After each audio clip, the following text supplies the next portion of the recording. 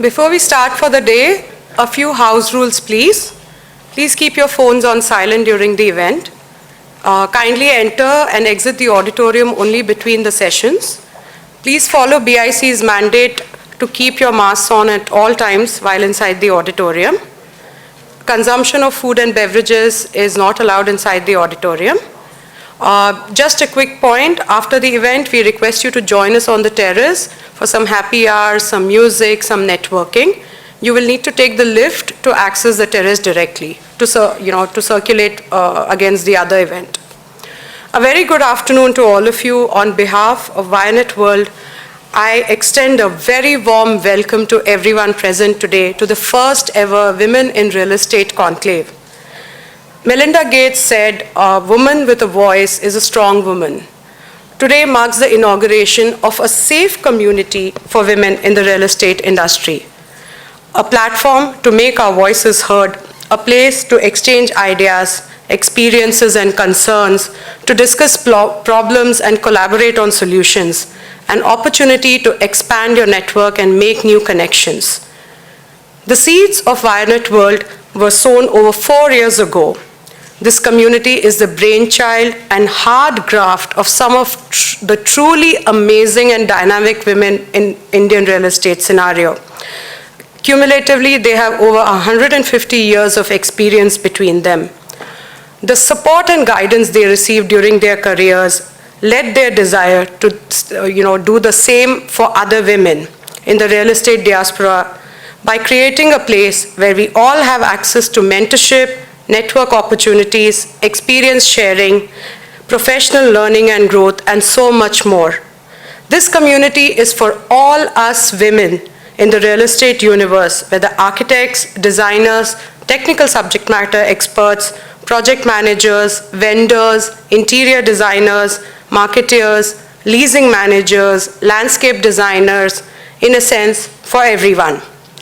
I would now like to invite the founders of WiREnet World to the stage. Please give a big round of applause for the amazing founders of WiREnet.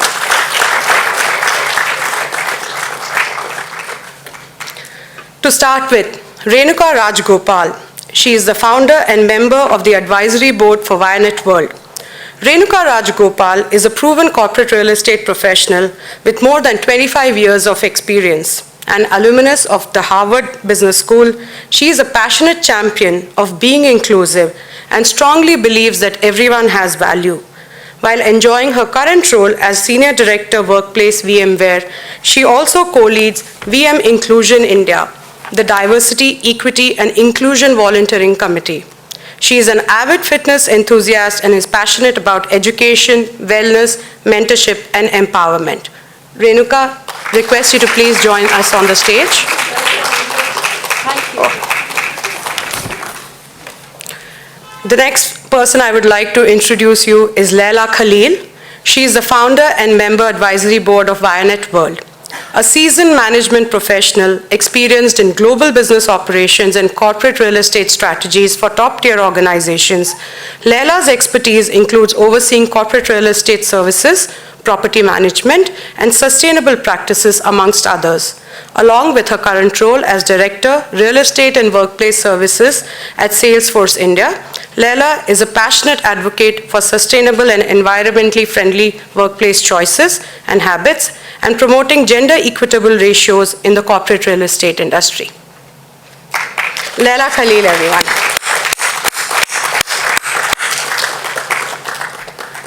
The next person I'd like to introduce to you is Shobha Raghunathan, founder and chairperson of WiREnet World.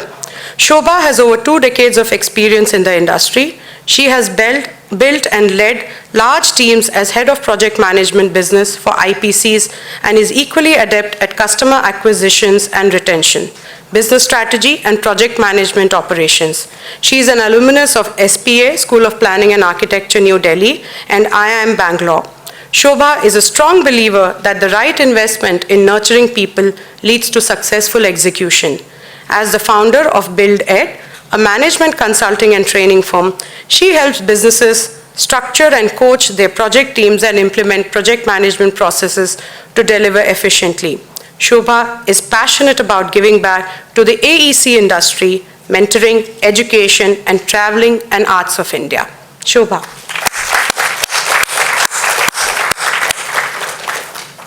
Sunita Kondur.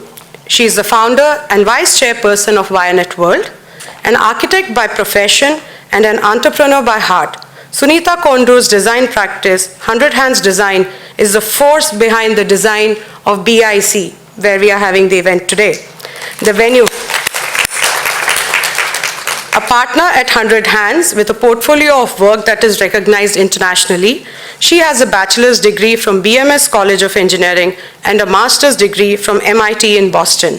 She also founded Source, a material, product, and furniture sourcing company, and recently, along with a college friend, founded Awaza, a premium lifestyle concierge for the elderly to elevate their everyday independence and lifestyle. Sunita.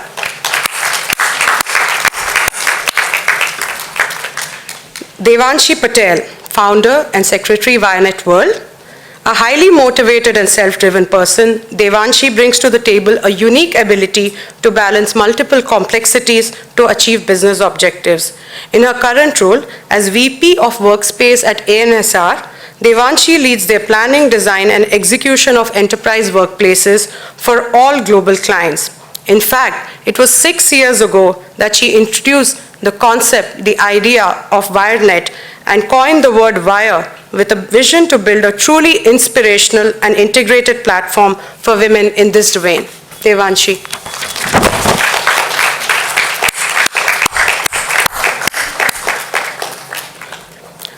Aishwarya Nagalingaswamy, founder and joint secretary, WiREnet World. Aishwarya holds almost 2 decades of experience in real estate projects with excellent project management skills and a primary focus in the field of civil and interior works. She advocates promoting an equitable and inclusive environment for all to work and live in, and is actively engaged in pursuits towards the same. A cauldron of energy and high on enthusiasm and drive, Aishwarya is an avid reader, traveler, and trekker. For her, no task is too minuscule to ignore, nor too great to accomplish. Aishwarya.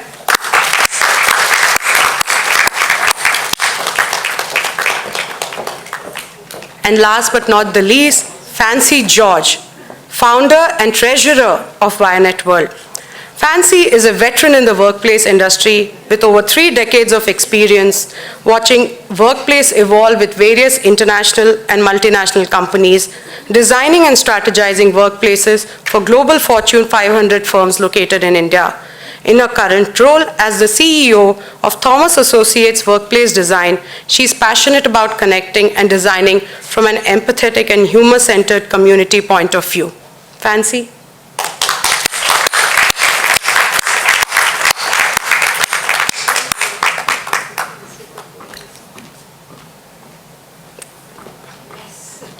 Can you make? Can we have a big round of applause for the ladies, please? We now present you a video to sharing the essence and ethos of WiREnet World. Lying on a sun-baked road, you just wanna feel the edge. Wherever the winds may blow, you'll be sure that you're right there. Poetry in motion, nothing but a flame. Got a fire, watch it burn. Everything, everything. Love you like the ocean, till you gotta stay. Slow to water, wash away everything.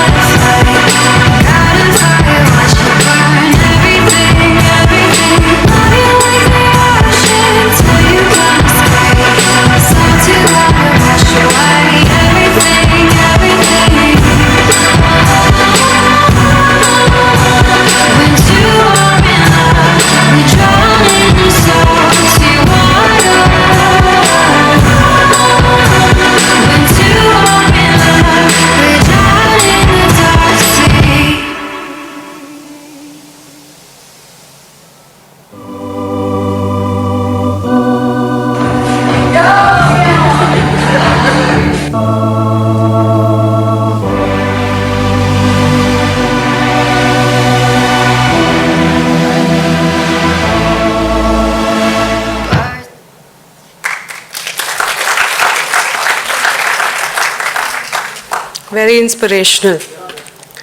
WiREnet is a unique community to bring the spark of an idea to reality, to commitment, hard work, and a lot of sweat. Please welcome Shobha and Renuka to share their story about the genesis of WiREnet.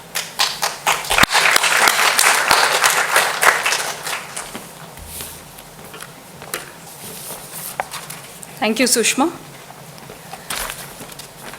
It seems a little preposterous to talk about genesis for an organization which is just launching. Getting started, yeah. But there's a story behind it, and it was nearly 4 years ago that this idea, germinating independently in probably many of our heads, brought us together. In 2018, 4 of us, after various deliberations, got together in a small meeting room. And you would have seen some of those pictures, just to deliberate on the merit of a women's collective. We knew there were several platforms. We knew there were several other professional organizations also wanting to do the same.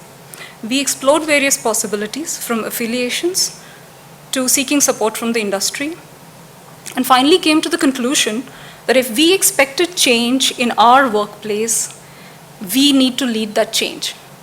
And that's where this initiative started.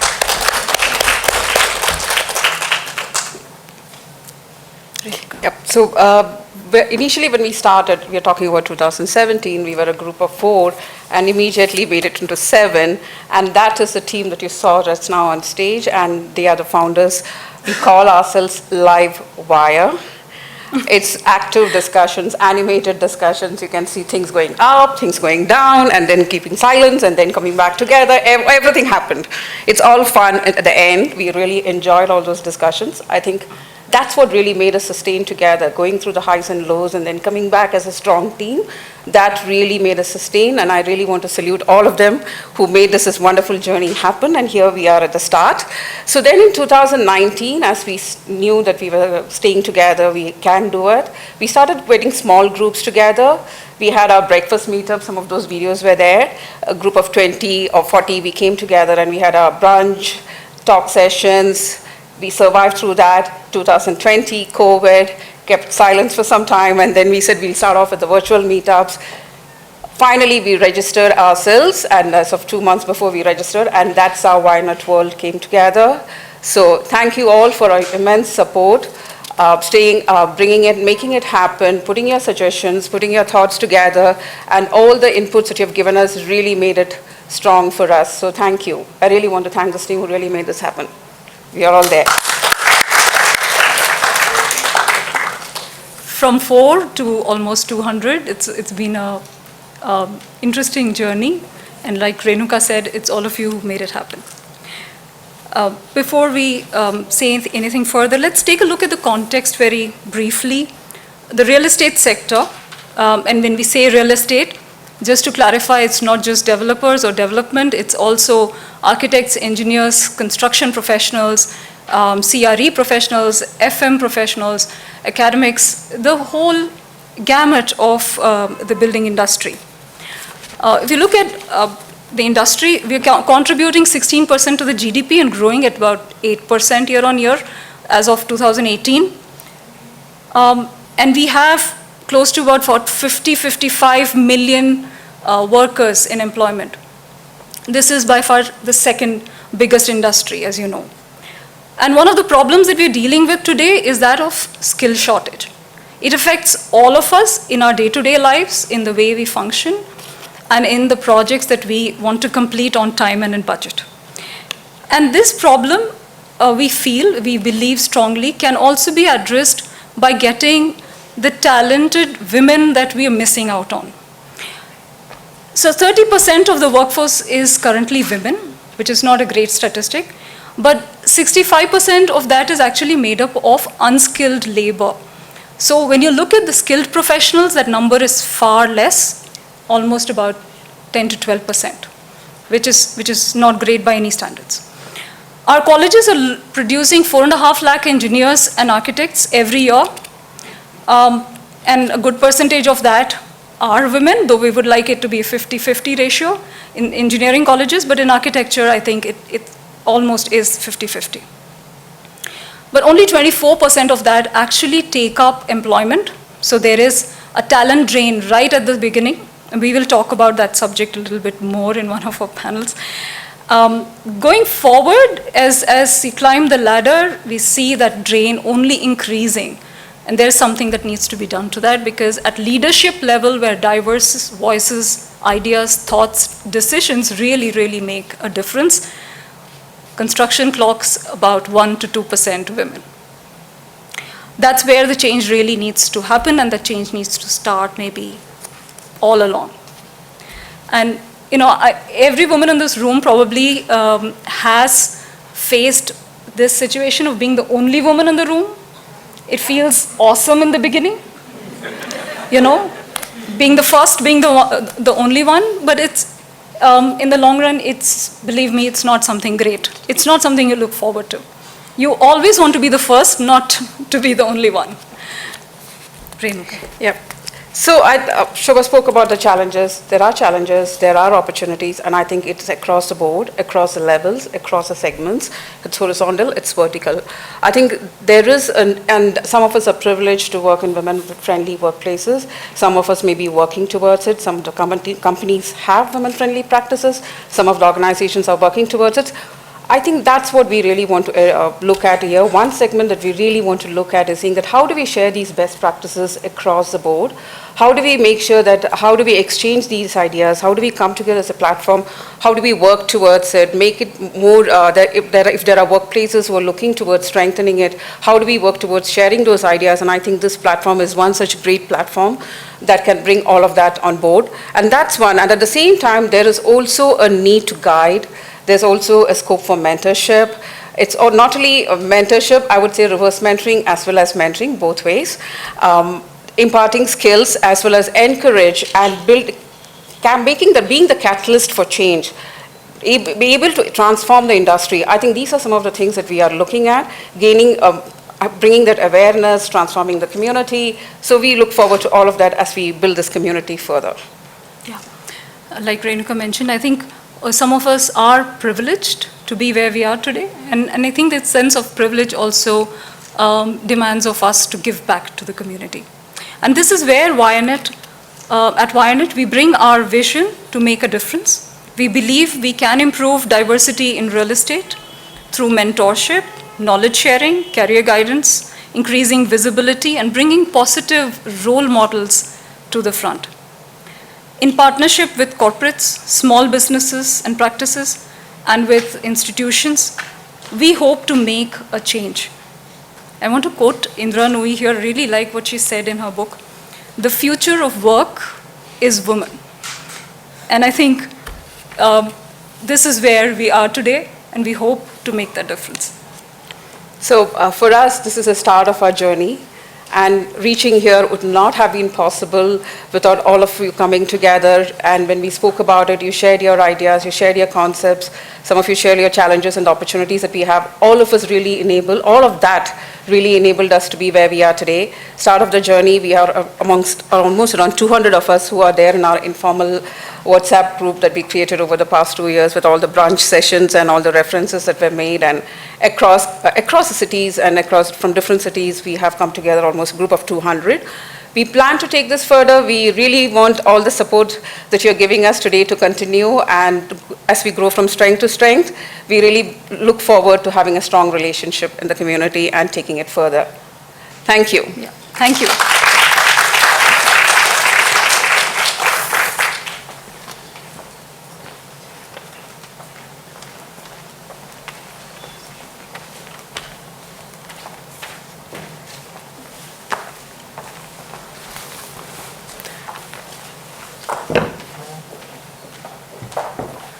Thank you, Renuka and Shobha, for sharing your thoughts with us. It's on a growth journey like this, it makes a difference when we hear the purpose, the concept, the reason of creation of this community. We now come to the first panel discussion of the evening, the nature of work and workplaces. It has undergone a huge change in the last decade, especially so in the last 2 years with the influx of COVID across the globe, and not a possible way of combating it. Most sectors and many businesses globally today are facing the great resignation, If you have been scrolling through LinkedIn, you would have seen hundreds of articles on that and why or why not you should join the Great Resignation. This is a term basically coined for the unprecedented number of employees quitting their jobs, most often without having another job lined up. Perks such as free beer in the office or ping pong tables or trendy and hip workplaces are no longer the priority for both employers as well as employees. So what does this mean for us as real estate professionals who happen to be women? To moderate this panel discussion, I invite Monica Mishra, the founder of iKiva.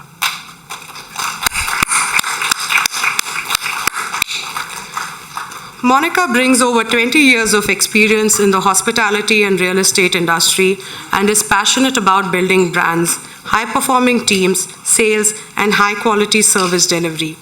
Before founding iKiva, she was a part of the senior management team at ServCorp, a premium serviced office provider, and was an integral part of setting up and growing their business unit in India.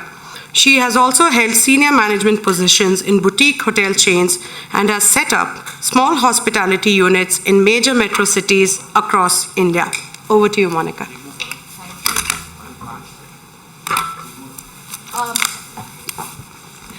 If I can invite my panelists on the stage, Mr. Thirumal from the RMZ Corp,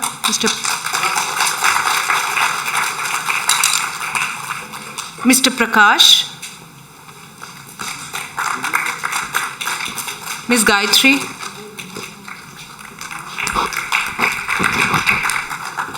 Ms. Neha,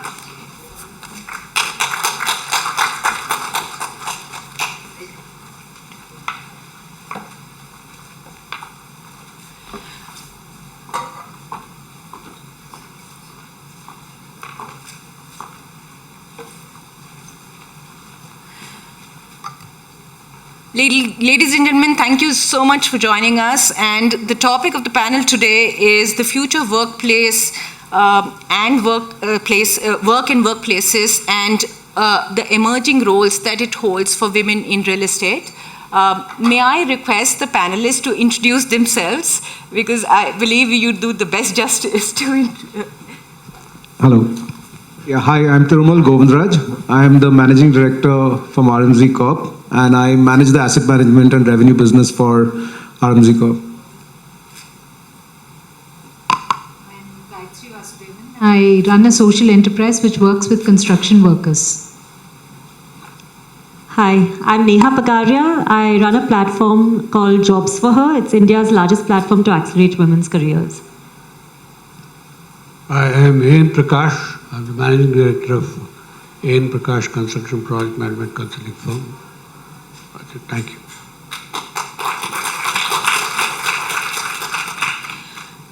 Thank you so much.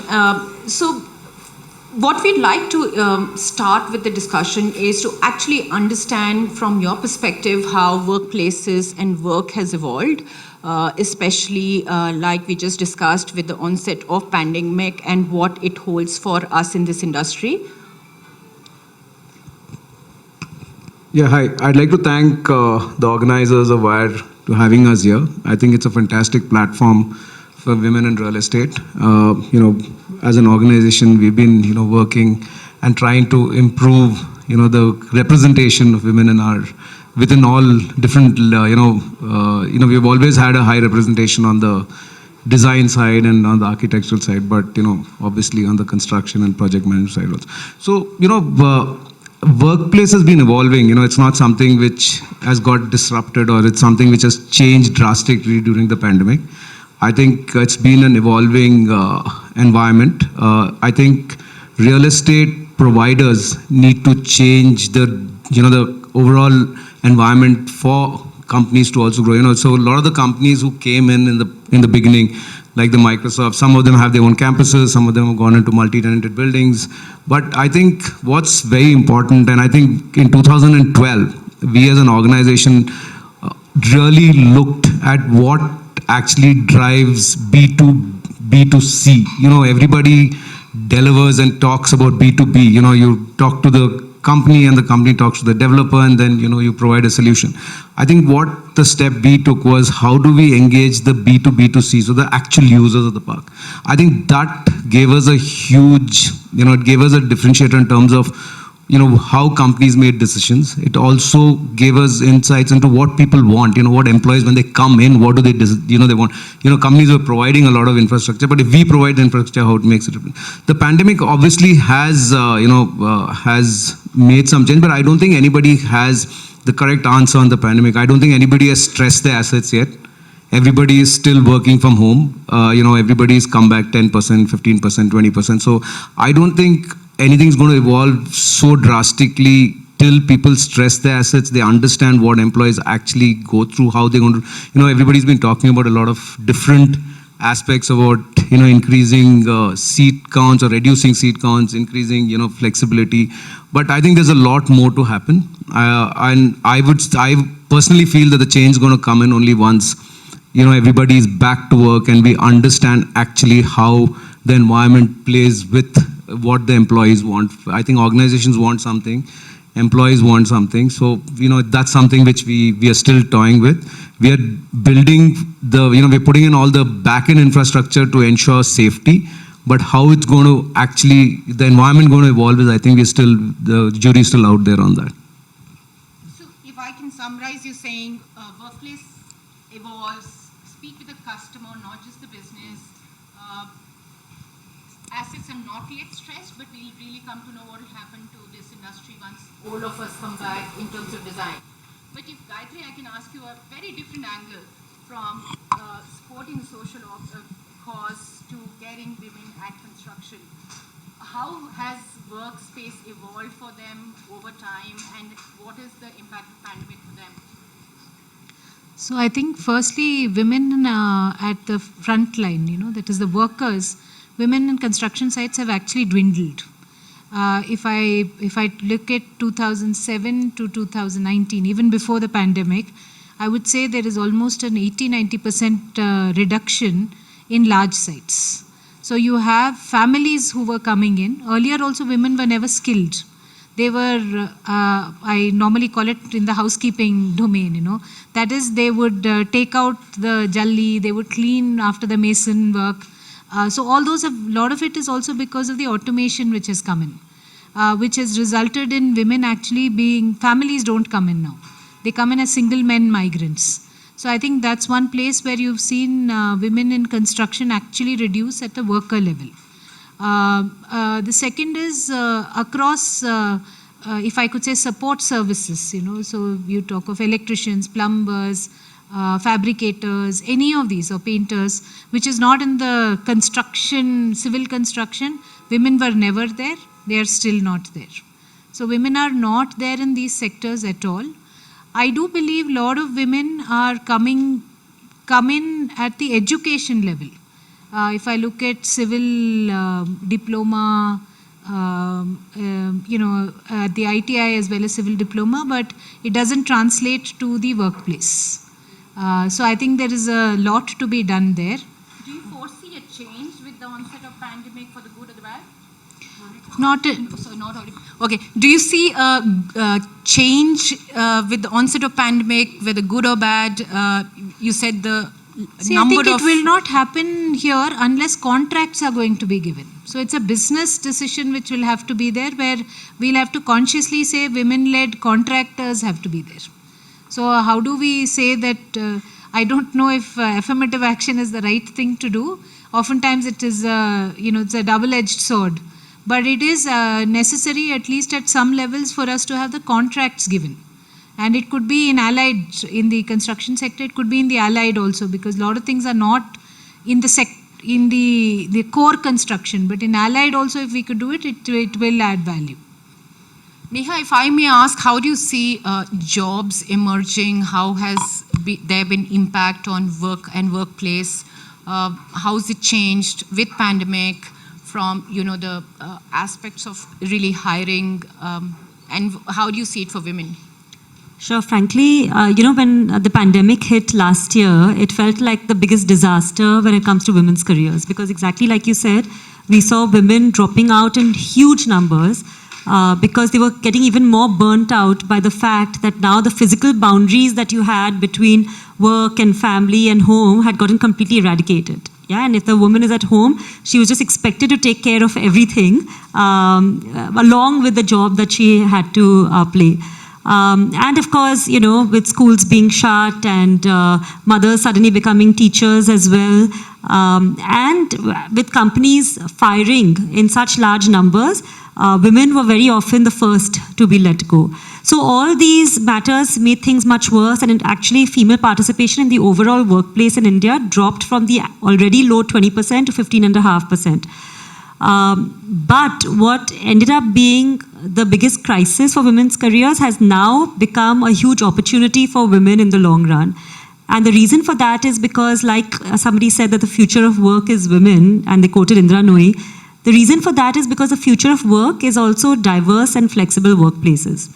I think companies have realized now, especially when they lost out women in such large numbers, it made them pause and think about what is the big change that they need to make if they want to be able to attract more female talent, retain them, and help them rise up the ladders.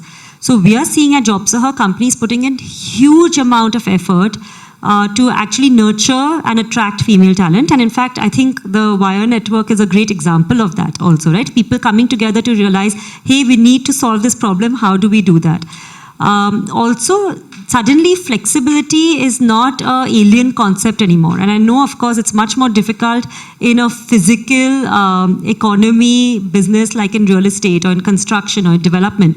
But even there's a lot of flexibility that can be given to all employees. And now that companies have figured out how to give that flexibility and still have high productivity, they don't balk at the idea of that. Which means it's not just work from home jobs that they can carve out, right? Because some jobs cannot be done from home.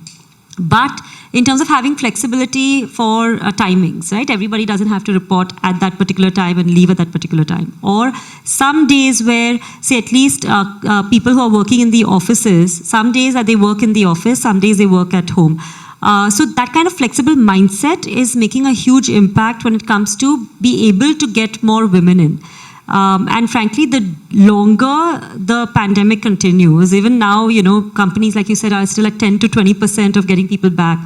The deeper the effects are, you know, and the deeper the mindset change will be, so that when we actually do go back to a normal, I don't think we're going back to an old normal. It will be a new normal. And that will pave the way for many more women to be able to come in.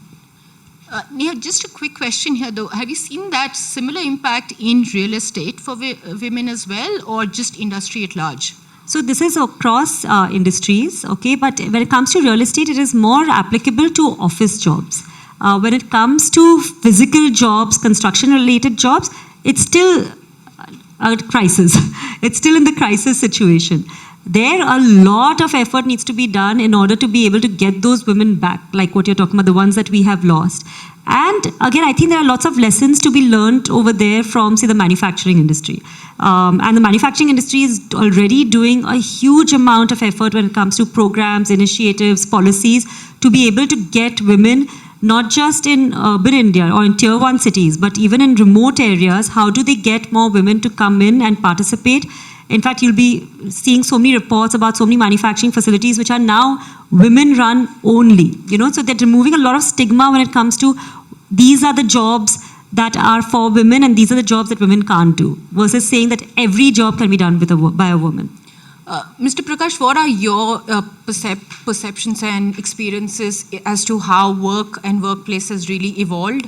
And where do you see it going? And also, where do you see women's role in the future of what workplace is going to be? Thank you. First of all, I'm very nervous facing so many ladies at the same time. I've never done that earlier. For me, I'm from core construction. So I can only confine myself, my knowledge is confined to what happens at the construction sites, because we have never ventured into design or anything else. First of all, during the pandemic, there was no construction.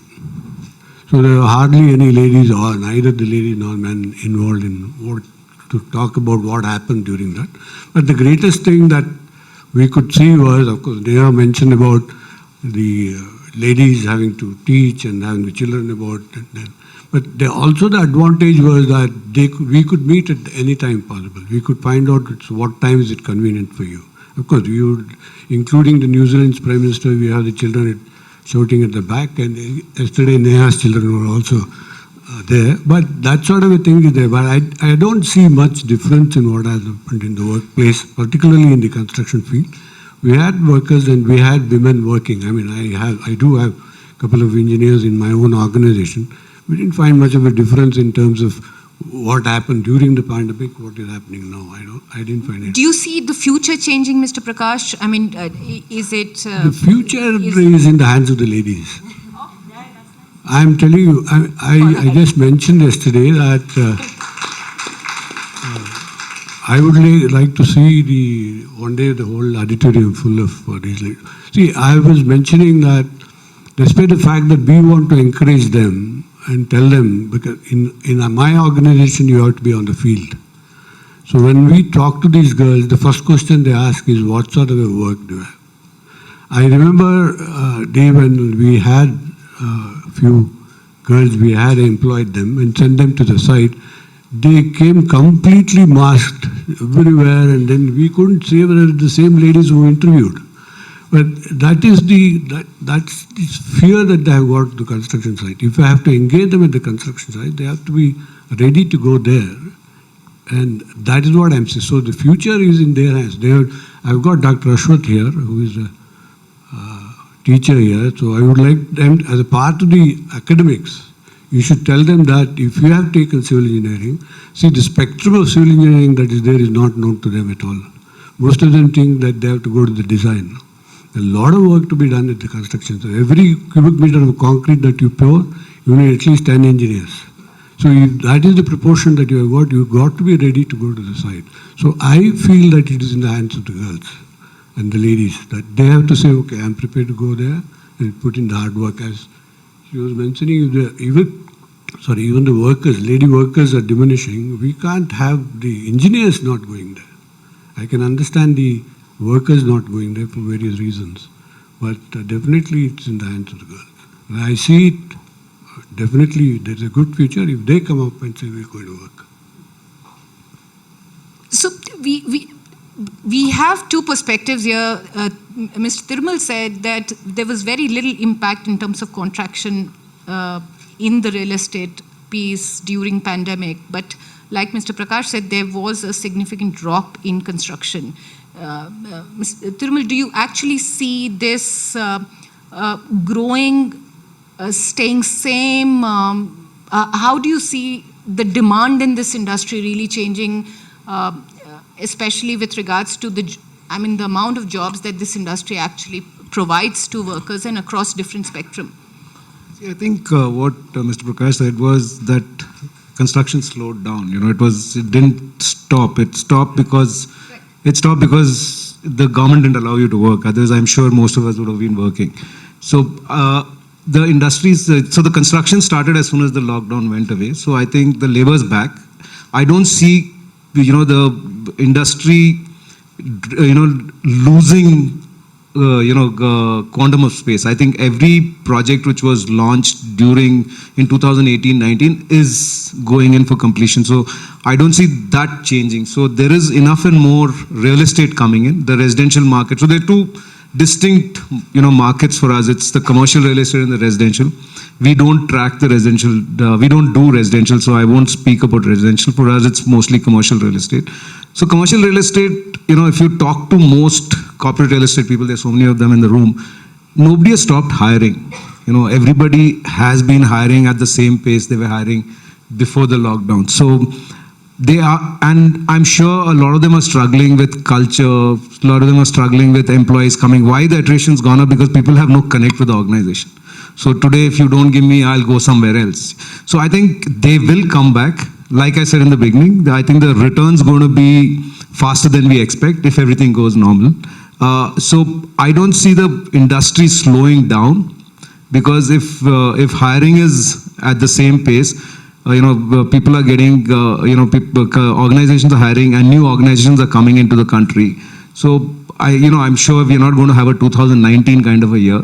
Obviously 2021 is going to be slow, but I think we're going to be back to those numbers in 23, 24. I think it's going to be a graph which will move up, but I still feel the industry is very positive. There is so much of growth coming through. If you talk to people in the West, it's also not about jobs coming here, it's about jobs growing here. So I think we are so high in the cycle of work, it's not that you're going and picking up work from the US and bringing it here and trying to scale. You're scaling in India today. So because you're scaling in India, that demand's always going to be there, the inherent demand. So I'm very positive. And luckily we have a couple of unicorns going IPO. Oh yeah. So you've got growth coming through within the country, growth coming from outside. So I think we have all the positives. I think what we need is that infrastructure keeps pace with it, and we are able to sustain this growth which is happening. And one thing that, of course, we need is people at work for that, right? And so, Gayatri and Neha, points of view from both of you. We need a lot more workforce. Industry is going to grow. Outlook's going to be positive. There'll be more jobs. We already employ a lot. And now to bring women in this for both sides, both in the front line as well as the senior leadership and middle management. Something that we do to, do we need to enhance skills?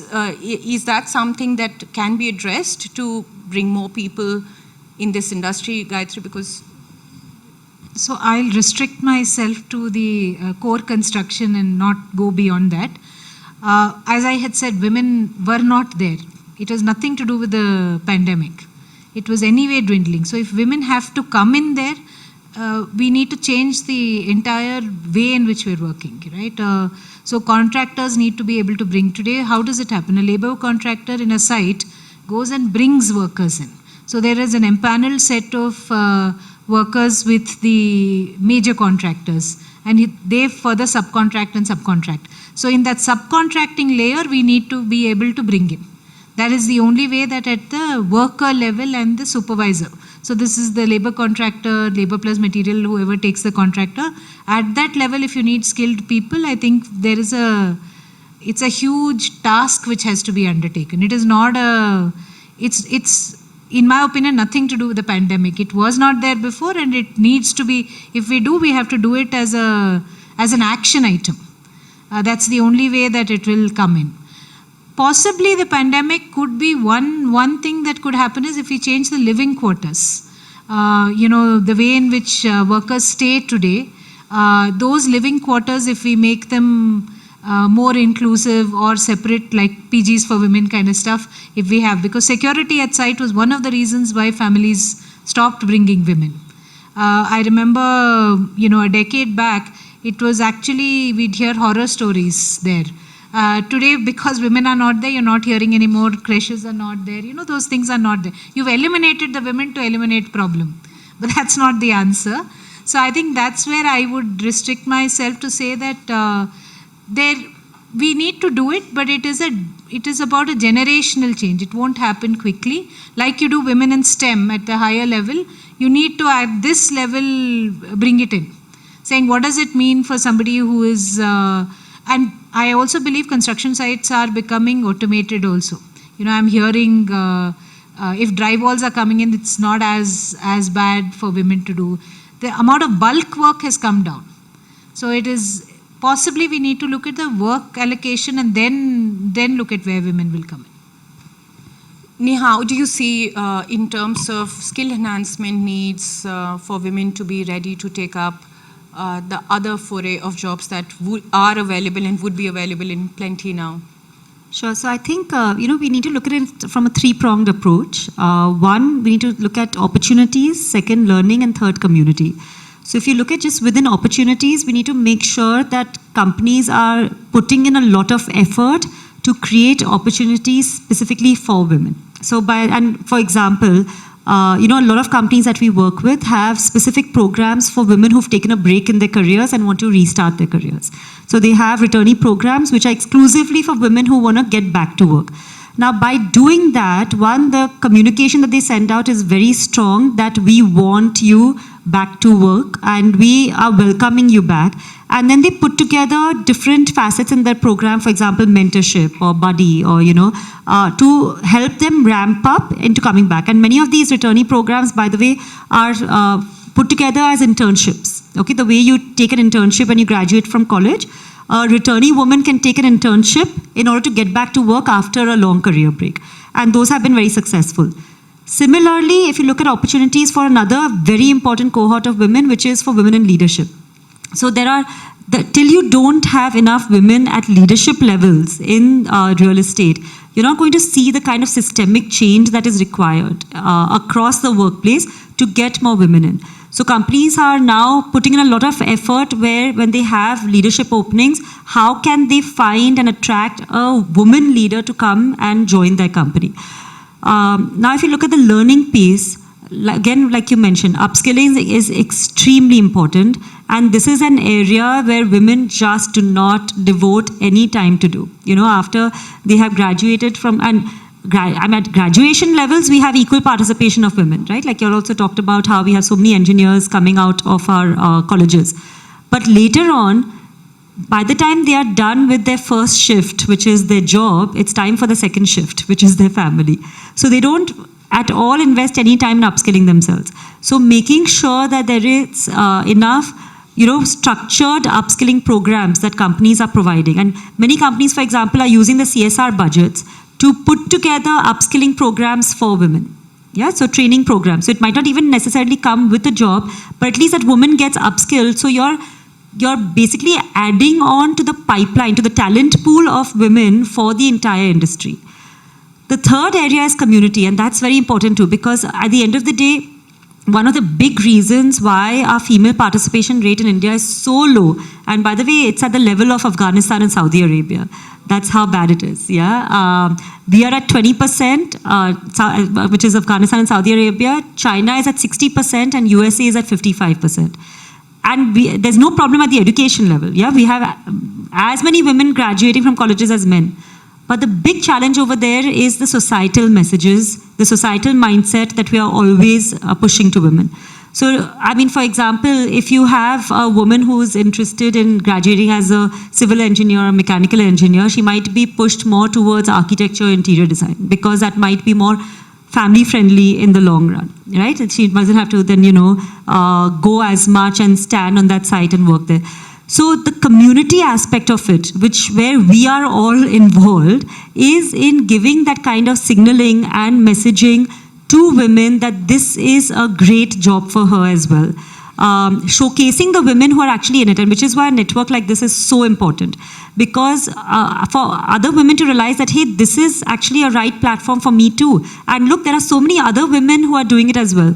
So from a company point of view, to showcase those women who are doing a great job, women who are juggling multiple priorities, women who are climbing up the ladder, make them the right role models and the examples for the next batch of women who are coming through. So I think we have to think about it in a very structured manner, and if we do it, I'm 100% sure that we can tackle this problem. Mr. Prakash, this is something you touched upon even during our offline conversation before this official panel, that it's what women, they do, of course, get educated, but it depends on what career choices they make, how they're groomed, and a lot of people drop out. And you also touched upon mentorship programs that you've done to actually groom them. So I think it'll be good for you to share that experience as an example of what you've done. I ran a school for construction project management, construction management excellence. I always said I was a bad student, I'm a good teacher, so let me run a school. But as a part of that, we also felt that I used to meet a lot of these girls and the ladies. I can call them girls because I'm the oldest here. So I used to meet all of them and then see that there is no way that they are brought together. And we had a conference called, you call it WiRE, we called it We Can. It was called Women Engineers Conference and Networking. That's why we call it We Can. And we had done it 2 times. And a few are here who are also part of it. And that's where we brought in and we said, and unfortunately, we couldn't continue it for various reasons. I wanted the women in themselves to be in the fore all the time. I can always come in and do it.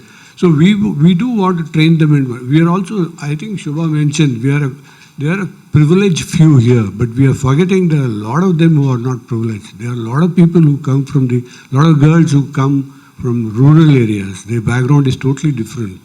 How do you train them? How do you tell them that, look here, you have to go to the field, you will be taken care of? Quite a lot of occasions, I think just though Gayatri also mentioned, how should be the site colony for the labor? How do you make it women friendly? How do we take care of it? So whenever as a matter of fact, I think it may not be out of place to say that this particular BIC, we did the project management, and it was a lady who was the project manager for this, who was Asha Naidu. She's a part of our team. So we always tell them, go ahead and meet and talk, and then we train them as to what to do. But I find that there is a lot of encouragement that needs to be given to the other one who comes from the underprivileged. I think as a part of the WiREnet, you guys have to see that how do we push this and get them also into the community and then encourage them to do it, because they are very, very scared to do anything. So we will have to encourage them to do it, that it is not necessary that you come only from a city and you got to do this. So I have been doing this. It's in a small way. We do call them and we give them lessons as to how do we talk. We make them make presentations, etc. in the organization. And definitely they need encouragement. That's what we need to do. So, Thirumal, if I may ask, maybe something that you'd like to share about either mentorship or how you promote leadership roles of, women in leadership within your company, or something that you witnessed. We've had a very diverse organization from the beginning. It's not skewed anyway, but obviously, like being the nature of the industry, the engineering teams on the ground is mostly, the men, but we do have people on the design side. I think our design team, it's 70% women, and most of them are senior architects and project managers on this thing. On the construction side also we do have. So we've actually taken a conscious decision over the last couple of years, and we have actually promoted a lot of the people who are part of the organization, who have grown. My team also, the person who runs our Mumbai office is a lady, and we've also hired. So the way we look at it is, it should be a balanced team. We don't put percentages to it, but we generally like to have it a balanced team across. And I don't think there is anything anybody is defined that you can't do this or you can't do that. I think in the organization, it's an open field. It's an equal playing field. So anybody who's willing to take on the job and do it, more than happy. We don't look at, so as an organization, we are very, very, we're consciously, not only us as the leadership team, but also the promoters from the organization. Changing gears, quick 30 seconds. Something that in your career you have disrupted. There's nothing, I think the career itself was a disruption, I think, real estate, when we joined, everybody looked at us as to, you guys are going to become brokers. So that itself is, I think, a big disruption for us. I think the industry has evolved. Disruption is something which is happening every year. I don't think it's disruption happening every 5 years or a decade. And I believe very strongly that if you do not disrupt the way you do business on a yearly basis, you're not going to evolve as a business. So I think all of us collectively, from organization side, from developers, from service providers, from everywhere, because everybody talks, that day I was having an argument with somebody and they said that, we believe very strongly in sustainability. So I said sustainability comes at a cost. So, everybody wants sustainability, everybody wants the best product, but nobody wants to pay for it. So, the guy who's providing it, how does it work? So I think for us, it's a constant change. So that's what I would like to say. Gayatri, something that you've disrupted. I think probably my consciousness. I don't know whether disruption, but I think we were, as an organization, be able to influence policy, to look at skilling on site as a valid thing. We were also able to influence policy in certain states where we were able to for example, wiremen, if you look at in Tamil Nadu, it's not called wiremen anymore. Because the girls are electricians who go and do the line job. So they've changed the terminology itself. I think those are the kinds of things we've done. I wouldn't call it disruption, but at least we made little changes there. Neha. I think for me, it's been the conversation around maternity leave and paternity leave, because, when the 6-month maternity leave happened, we all were very excited that, wow, India is now providing 6 months maternity leave and it's so great for women. And it actually ended up being a disaster again because everybody got scared of hiring women because the only thing they thought about was 6-month maternity leave. And we sent out a very strong message that, the baby is born only to the mother. The father doesn't need to be involved at all. So what we've been really pushing for has been parental leave, so that 3 months the mother can take leave and 3 months the father can take leave to kind of equal that playing field. And we're seeing slowly, like you said, change happens very, very slowly, but we're seeing slowly that conversation change and again the messaging change. Mr. Prakash. I think 3.5 decades back when I started construction project management, and construction and management was considered an oxymoron. And they said you can never do it. So wherever I went, the door was shut on my face. But I think we still unfortunately have the white skin complex. So unless somebody international recognized us, it was happened. So that's how it, I think that was a disruption when I came and started construction project management.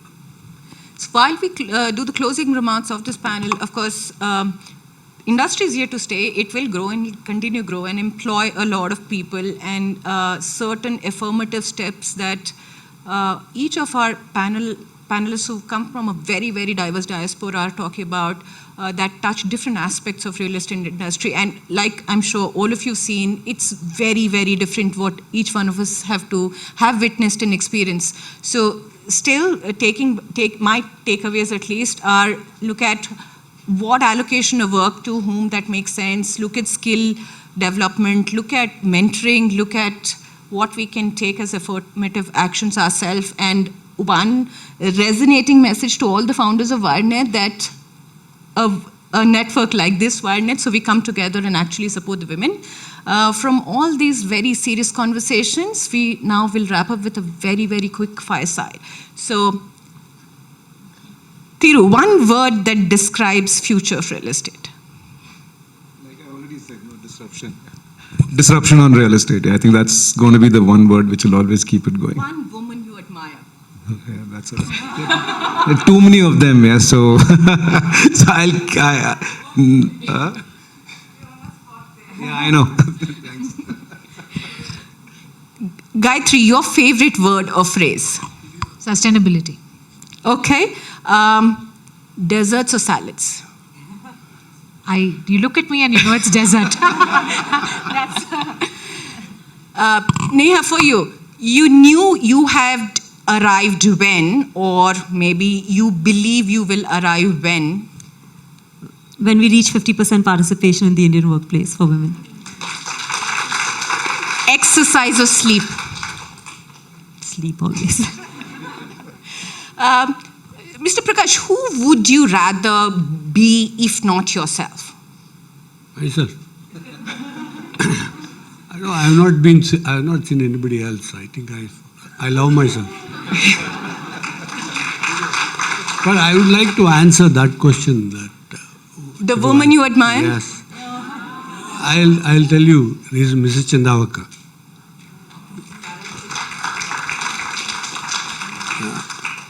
I get a bit emotional.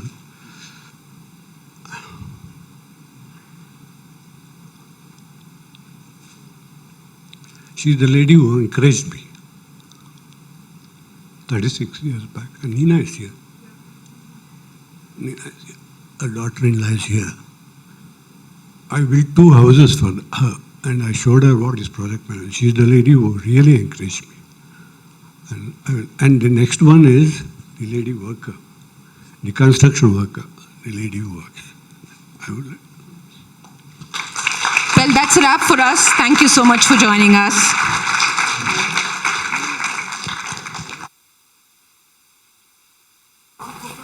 Thank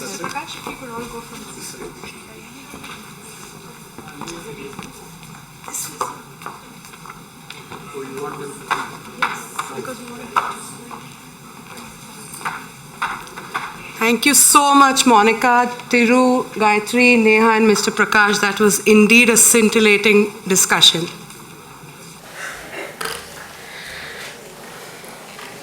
Please give a big round of applause for Suraj Mani of the Tattva Group, a musical performance.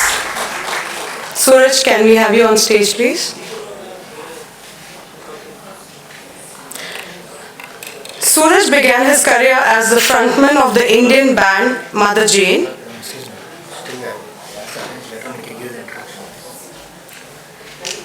Christianed by his fans as the singing sensei, Suraj has won awards as the best rock singer in India and across Asia, and has performed at national and international festivals across the globe.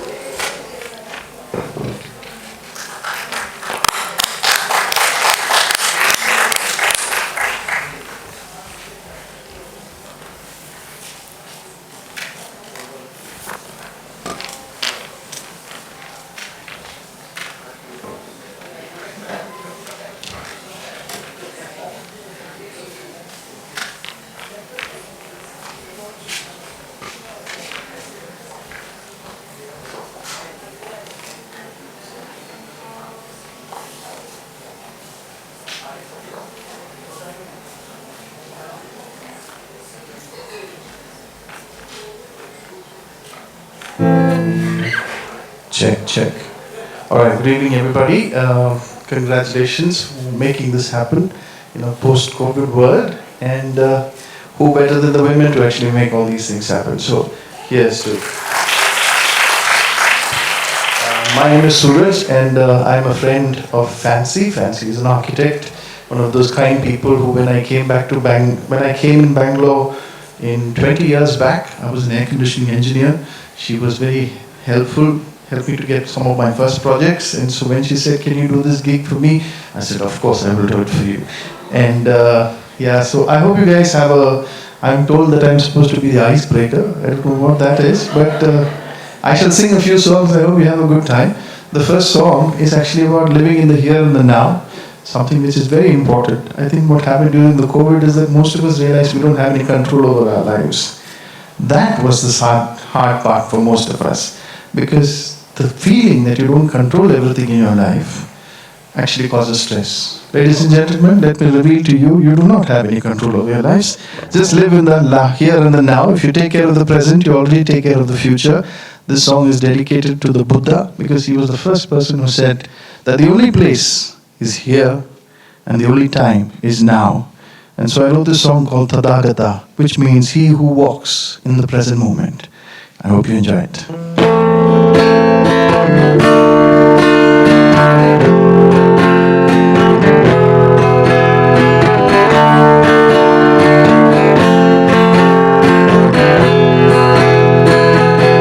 Every now and then, some men walk this world and live forever, knowing what we don't seem to understand. Unafraid, they happy to be just who they are, for in the ordinary they see eternity. He who lives in the now, who knows no other time. He who lives in the here, who knows no other place. He will learn the dance of the universe. What's in is out, what's out is in, what's in is out. Every now and then, some men walk this world and live forever, knowing what we don't seem to understand. Unafraid, they happy to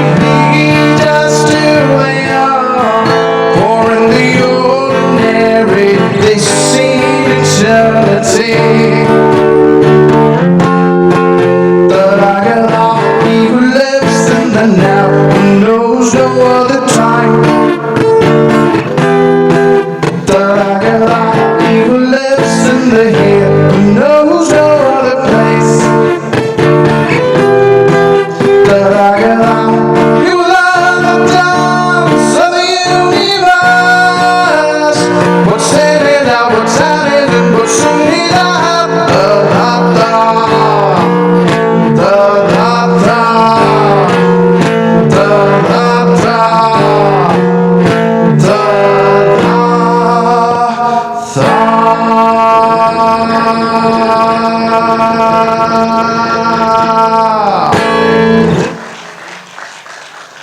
Thank you, ladies and gentlemen. You can clap a little louder. All right. I have a small request to the lighting guy. I love seeing my audience, so can you leave some lights on them? Because, yeah, you don't have to light them up if they feel bad, but I mean, it's nice, to talk to each other. I haven't played live for a year now, so I'm really, it is so nice to see real people with mask, without mask, but whatever it is really nice to see all of you here today. And I thought, I write my own songs, so that was one of my, in fact, everything you're going to hear is my own songs. And what happens is that as life happens to me and happens around me, I see things which I find beautiful, and I pick up those topics and I write songs. And I thought that this next song was a song I should sing here today. It was inspired by a speech that I saw that Emma Watson made at the United Nations Assembly. She was talking for a program called He for She, and she was saying that one of the important things that she felt is that you cannot have a women's empowerment and equality movement.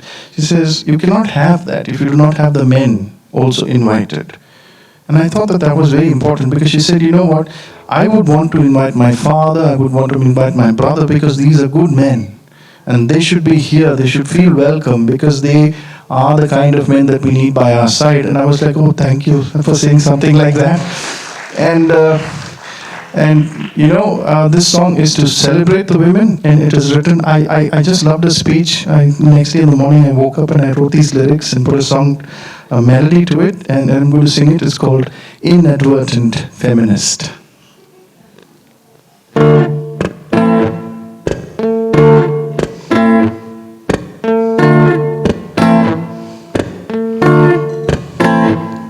I sing about a speech, I'm glad I heard it.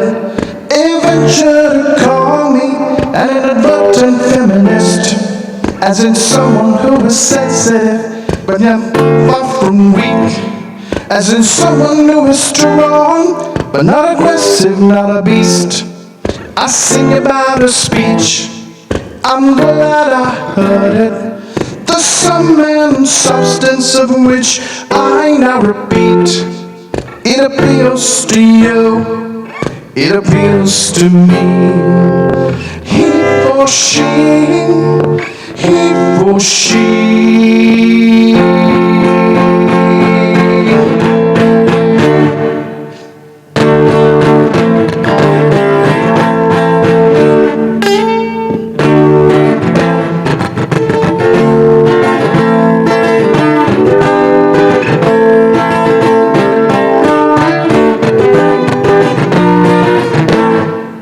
I sing about a speech, I'm glad I heard it. It made me think, it made me feel welcomed I had met. Father, brother, lover, we salute you, it said. I will honor you as a woman, you will honor me no less. I sing about a speech, I'm glad I heard it. The sum and substance of which I now repeat. It appeals to you, it appeals to me. He for she, he for she. Yeah!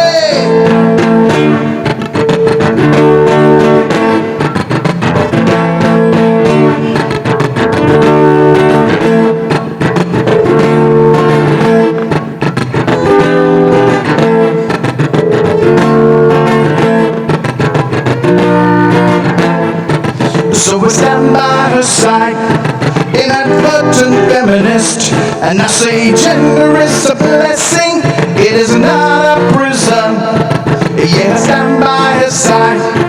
Inadvertent feminist, and I say gender is a blessing, it is not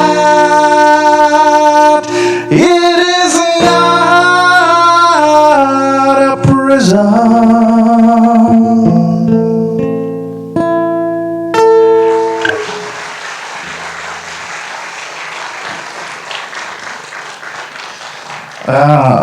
Yeah, you are actually allowed to clap along when you feel like this thing. I mean, while I'm singing also, I mean, sometimes, but the next song is not a good song to clap along. But anyway, like I said, most of my songs have a story attached to them. So let me sing a love song. And one of my favorite love songs. I wrote this a couple of years back. I was on a bus trip between two cities, somewhere in North India, and the bus broke down. One of those old buses. And the bus driver said, "You guys will have to get down, and another bus will come and pick you." And so we got down to some middle of nowhere, and my guitar and my luggage standing there. And suddenly from a distance I could see the rain coming. It was as if it was walking across the road and coming towards us. And I panicked for a second because this thing is my baby.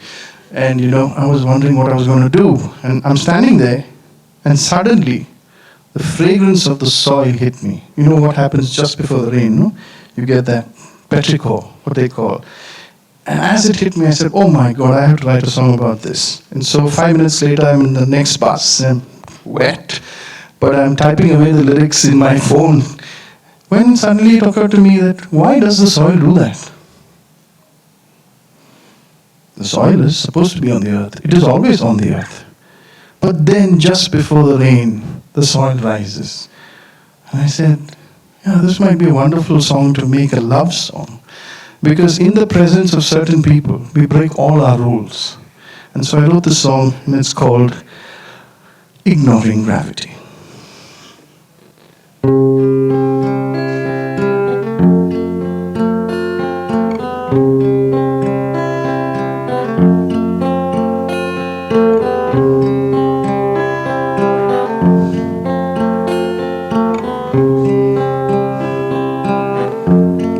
Ignoring gravity,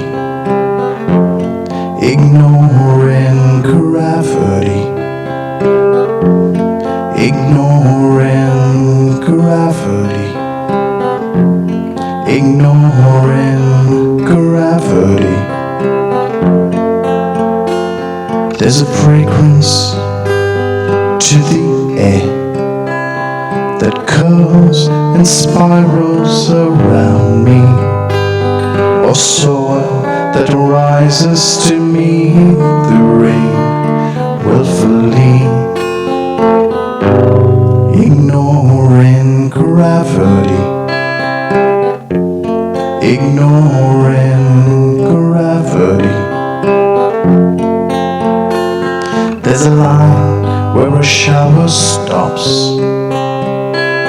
If you watch it across a parked road, a languid perimeter of raindrops sensuous, endless in its approach, in its approach. There's a dance centuries old, beating like a drum inside me. You're the promised stone, my land behind the soil. Ignoring gravity, ignoring gravity, ignoring gravity.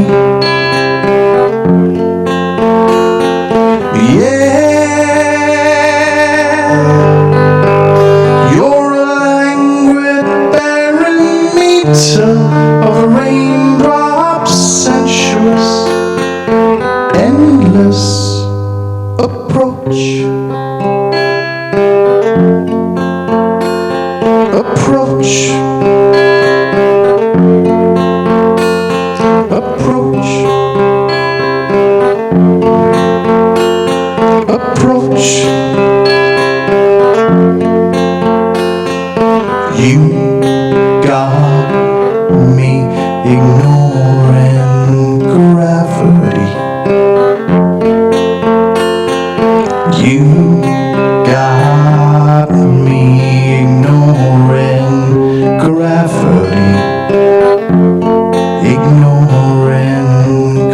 gravity. Ignoring gravity. Ignoring gravity.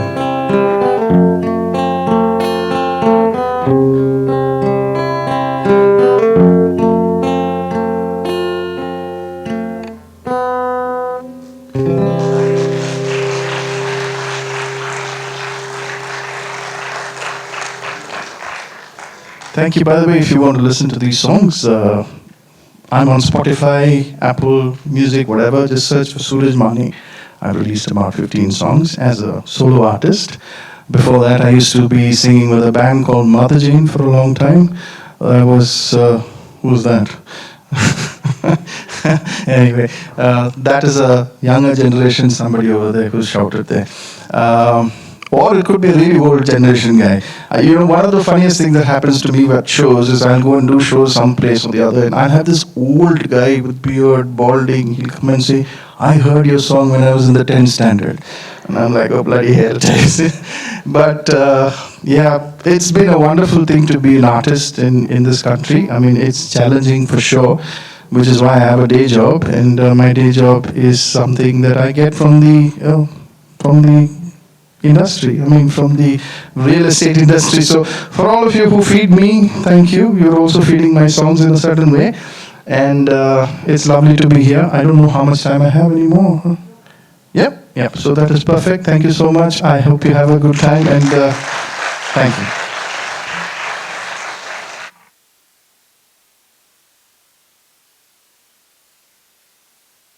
That was wonderful. We really enjoyed it.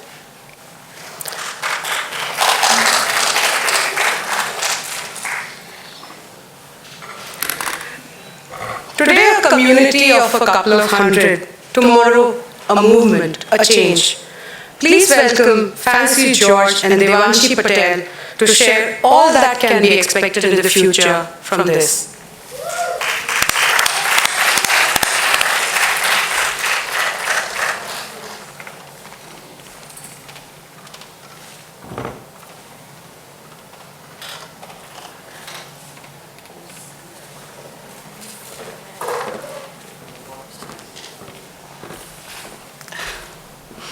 Thank you all for being here. It's just wonderful to see all of you. Okay, lovely, really lovely to see so many faces. We didn't imagine this even until last week. So thank you all for making it and making this a successful journey for us. What we envision, where we are today, this is success, and we only look forward to doing more of this. We would like to just give a little insight into what we're expecting to do in the next, obviously, previously we were a little informal, now we're going a much more formal way. We've become an association, a non-profit association, and we are regularizing our meetings, our events, and everything else. This is the first of it, the launch. Thank you again. Going forward, we expect the WiREnet's focus. What's it going to be? So this is something that everybody would like to know, obviously our guests, our members, and what we want to do is build an association, a platform basically that's going to be very sustainable, that's going to actually make this a very strong relationship-based platform. What we've noticed in the past, and everybody has gone through at many levels in their careers or in their past, is that as a community, a real estate community, as a building community, construction community, we all come together. But women somehow do not go forward in many aspects of it. And this platform, particularly, we want to focus on these women. The ones who have gone through it, the ones who are going to go through it, or the ones who are experiencing it. This is supposed to be a platform that is going to be more engaging, more sustainable, more integrated, and more diverse from experience, from what's coming out of it.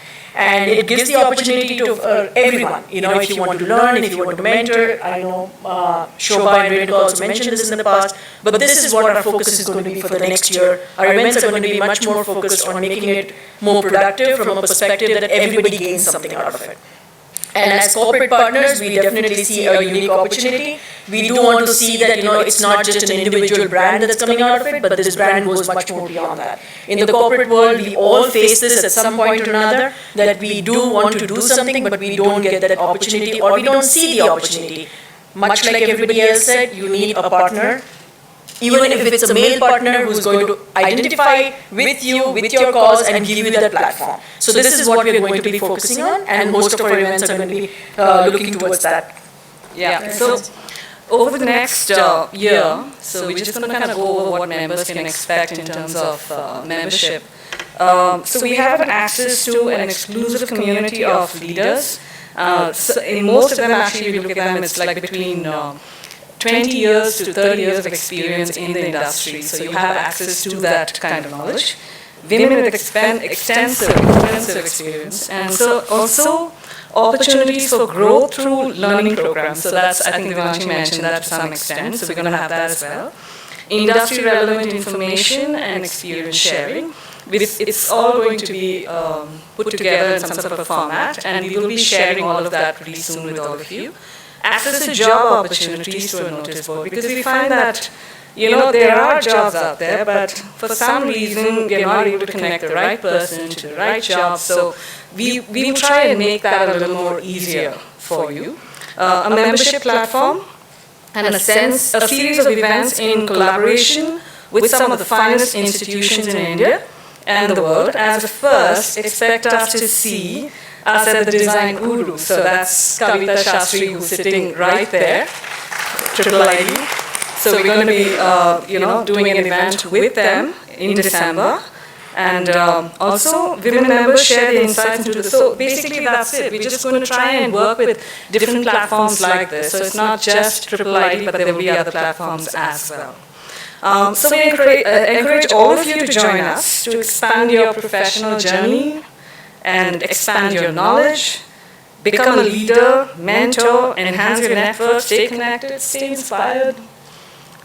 Thank you. Thank you.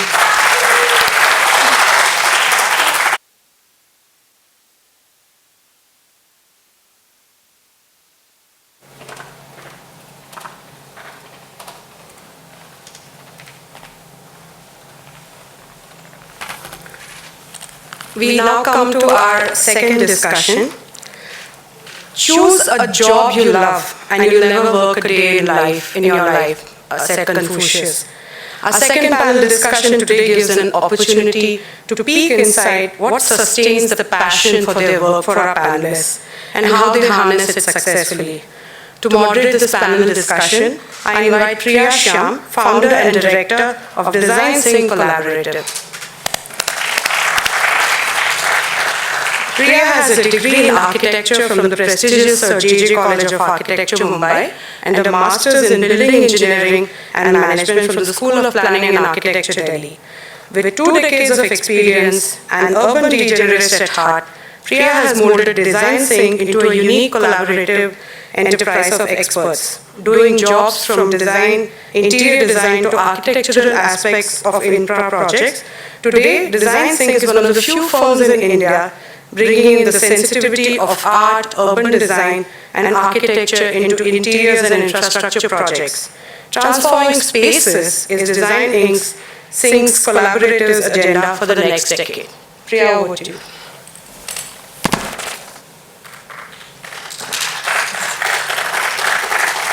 Good evening, ladies and gentlemen. Welcome to another round of WiREnet conversations. So today, our panelists be the lovely ladies of the real estate industry who've made it through the hardships and have been here as a guiding light. Taking forward their thought as we shape our buildings and the buildings shape us. I feel that our origins, our aspirations, our nudges, and our experiences shape the person whom we are. So taking this thought forward, I invite our panelists on stage. Our first panelist is Rashmi Shankar.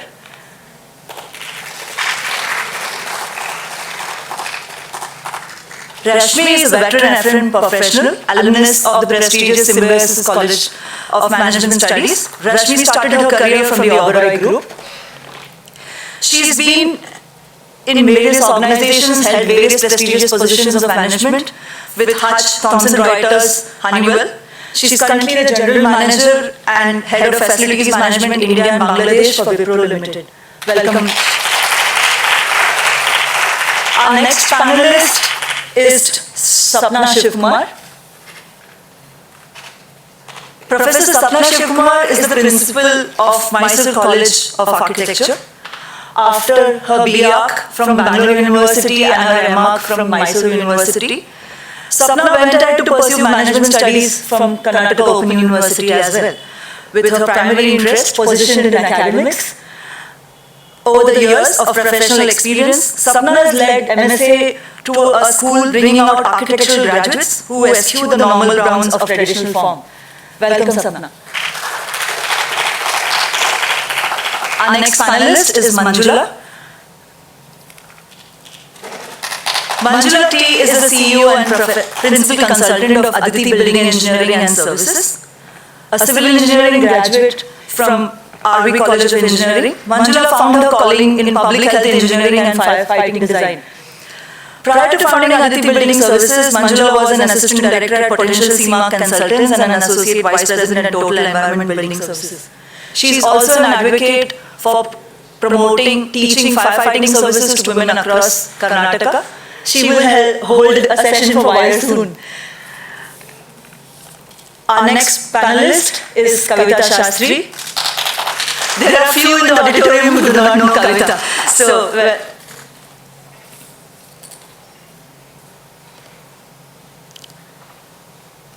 Kavita is the principal architect of KS Designs and the chairperson of IIID BRC chapter for 21-23. A passionate Bangalorean, graduated from BMS College of Architecture. Kavita is a design power behind a number of Bangalore's bespoke residences, restaurants and offices. I think she might be my personal favorite there.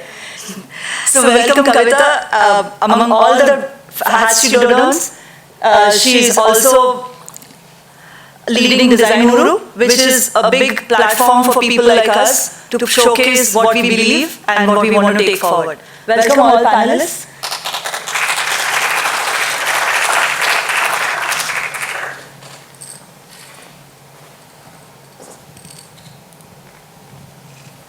So as a second round of WiREnet conversations, we want to take it a little further and dig a little deep as to how these ladies fought through the myriad challenges the profession offers and as to where they are today.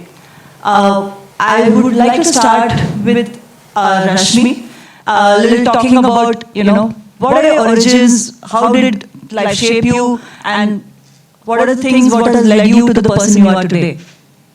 Thank you, WiREnet. It's so great to be here in person, and it's something I've been doing a lot, a lot of webinars over the COVID and beyond. But I reached a stage where I think I was fatigued, so I started saying no. So now that we are starting these, it's great to be back doing in-person events.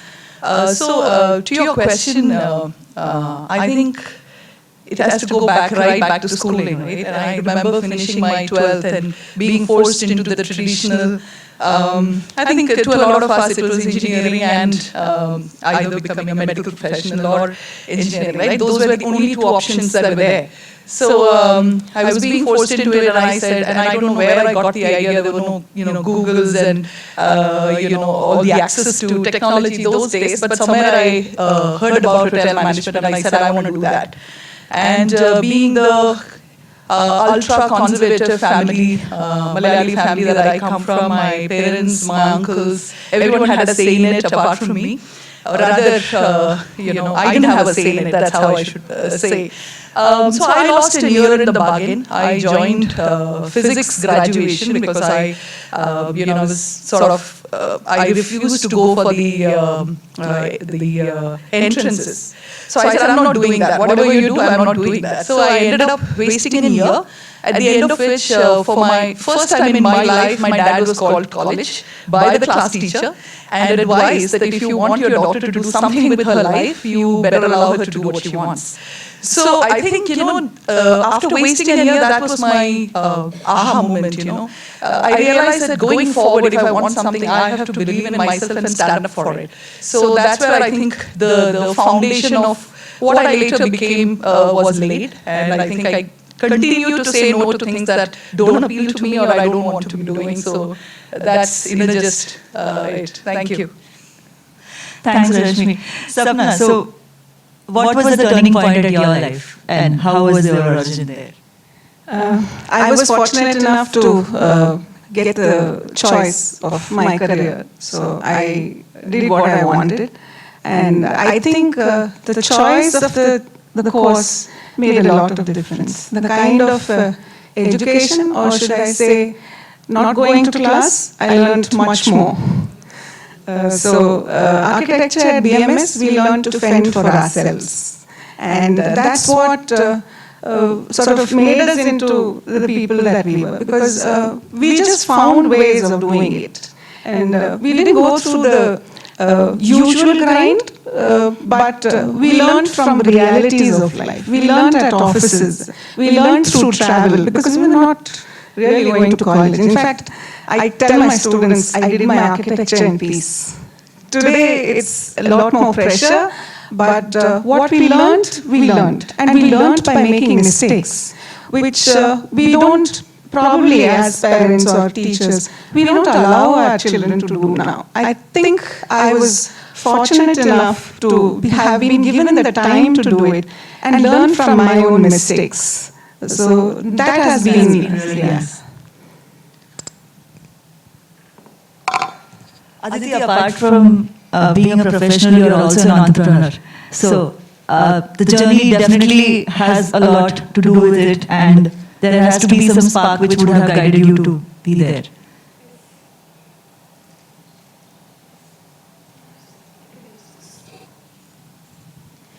Yeah, first of all, my name is Manjula, not Aditi. That's my company. I'm so sorry. It's so synonymous to her. I'm extremely sorry. Aditi, But most of the time, yes. That's Manjula. I'm so sorry. That's okay, because most of them relate to me as, they call me as Aditi only these days. So that's the success of your practice. So my full name is Manjula Tavarekere. So this is the village that I belong to. It's about 6 kilometers from the town called Kolar Goldfields. So my education background was totally from a rural education system where we used to walk for about 6 kilometers a day, since we had just one bus a day to catch up to the town. And if we missed that bus, we had to really walk for 6 kilometers. So that's how it started with. And to get better prospectus in the education field, we migrated to a city called Bangalore, and I entered into civil engineering. At that point of time, we didn't have the choice, and we were allotted seats, and whatever was allotted by the government, we had to go with it. So that was my entry into the civil engineering field. But then when I was in the second year, all the girls opted out, and I was just the only girl student in my batch. So the principal again made me an offer saying that I could choose the batch that I want, whatever I want to pursue in and change my subject to. But still I resisted, because I couldn't understand anything about the electrical or the electronic systems. And I messed up in all my electrical labs. So I thought that civil engineering is the subject that I can understand, or I can see it physically in front of my eyes. So that's how the journey continued. So I started my career as a civil engineering or a structural designer. But the first job that I did in, where there was a requirement of an exclusive plumbing engineer demanded by ITC Group. So that is when my boss pushed me into this thing, because I had done a water supply project in my college.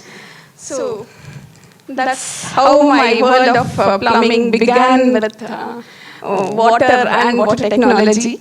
So at that point of time, it was not at all prevalent, and it was the least thing that was recognized in this real estate industries. And so I think there is no much difference even now. So though we are at the least hierarchy in the real estate segment, and it also goes like... Most important, yes, from fire and water. Yes, of course. On the lighter side, it goes like... get two and buy two and get one free. So you offer HVAC and electrical and take plumbing as a free service.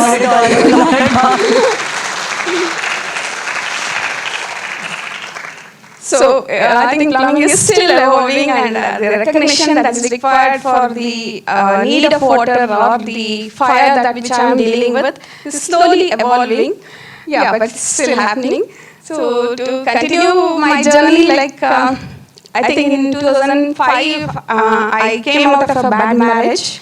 So I was divorced at that point of time, and I went into a deep depression stage. I couldn't express it because at that point, I was accused that I was mentally retarded and things like that. So I couldn't even take that thing that I couldn't show to the world that I was in a depression stage. Sorry, I'm being emotional about it. So I think you're a pioneer. I think it's amazing you're doing what you're doing. We need more women like you. So I had actually attempted suicide, and I came back from the hospital, and I think I should be very grateful to my mentor, Mr. B.S. Narayan, who was heading potential service consultants at that point of time. He just took me from my house and he just said, would you join me? And I went along with him. We entered into a hall where there were 13 super fabulous people sitting over there. They were all musketeers, or they could say that they were all professionals in each of their thing across industry in the plumbing field. And the motto was to bring in plumbing codes to India. So it was through the Indian Plumbing Association. So they were deliberating because as we know that we are all civil engineers who get converted into plumbing or firefighting engineers. There is no formal training for us in India as of now. So we were trying to bring those kind of standards into India. So I was taken there to just monitor what these guys were discussing, because we were bringing in, because US has got that standards with them, and we were trying to bring that to India, and it was a national level code. Yes. So a lot of deliberations used to happen. So I worked there for about 10 years. So deliberating across people across India and across the world. We were associated with WHO and with all the organizations all through the world. And what we realized during that thing is, India is still better off than many other countries that we are today. The practices, the challenges that we are facing, the way that we do things are still better than many other countries. But a person would say that Australian courts are the best in the world. So my dream is to see to it that somebody should come and say that we are the best people who could do better than Australian courts in India for our projects. So that built in a lot of confidence in me about the subject knowledge that I gained through those sessions that we had deliberated along. And apart from that, I had an opportunity to undergo a women entrepreneurship program sponsored by IAMB, so under NSRCL, so which is like a part of Infosys Foundation program, which really turned my perspective of, even I can be a leader and I could start my whatever entrepreneurship as an independent person, because I was very shy and very introvert, so I had really not thought of that I would start an organization of my own. So that actually changed my perception, the things that I underwent for 6 weeks. So with that in my mind, I slowly got into this action, and this is where I am today. So it's been 6 years that I'm running my organization. And so this is me. It's lovely knowing you, Manjula. Over to you, Kavita. So, I'd like to say that I feel blessed that I'm in this field. I don't know what I'd be doing if I wasn't doing design. And architecture sort of fell into my lap. And so I'm very, I think we get opportunities to meet people, we get opportunities to interact with people, we get to play such a diverse kind of roles with our clients. We need to understand what they're saying without them actually telling it to us. So for me, the turning point one was yes, when I kind of, like you said, did the common entrance test and I had to pick a profession. It was either medicine or engineering. And I actually got into dentistry as well as architecture. And I just said that, I told my dad, he said, no, you get it changed to computer science. And I put my foot down and I said, no. something happened. I said, no, this is what I want to do. And I think the second turning point was when, so I have a small practice. I have a small studio in Koramangala, and a group of neighbors walked in, and there was this park, the neighborhood park, a small park, third block, and there was an old kind of a small building which was supposed to be the library. And it was like 3 tiny rooms, and they said, we want to revamp it. And would you like to take it up? And I said, sure. They said, they don't pay you anything. It's... so I said, it's okay. I love the park. I'll do it. And I took it up, and, so generally worked on it and whatever. And then I realized I love doing it, even though I wasn't really doing it for any financial this thing. But the involvement with the community was something I really enjoyed, because I have, like I said, it was a solo practice at that time. I think the third turning point came when I got to work on a project thanks to IIIL. So I had an opportunity to initiate events with IIIL. This was during Design Yatra. And it was Gayatri Shetty actually who kind of said, why don't you join the team? And we had to kind of curate a series of events for 2 weeks for the Design Yatra. And I loved doing it. I was like, this is so nice to have a team and to work with a team. And I think that was also, IIIL gave me that platform to start an initiative to do a lot of other work. And Design is part of that initiative. So it's not me, it's IIIL. And we are just working as a team and trying to create this design awareness in our city. That's commendable, because that's taken us a long way, wherein a design deficient city looks at the profession in a much larger perspective. That makes a huge difference, because a common man now understands that he talks about the word design, and that helps us a lot. Having understood, our origins, our thoughts, there will always be a time where there is a phase, or there is a time when you are in the face of adversity, when, challenges come so much that you would be at a point of giving up. But something in you which says, hold on. Rashmi, did you face any such time? Yeah, there are a few for sure, but the one that stands out was, so I started my career with hospitality, like you had mentioned initially. I worked with the Oberoi group for about 5 years, and then in between that, so I went across India. I was footloose and fancy-free, wasn't married, so I could just, at the drop of a hat, move cities. And Oberoi's being a great company to work with. They provide accommodation, and so you don't have to worry about any of that. You just have to turn up and work. So I moved cities very easily during that phase, and then got married and came to Bangalore. And then realized my husband was also from the hotel industry, and we were communicating through Post-its on the fridge.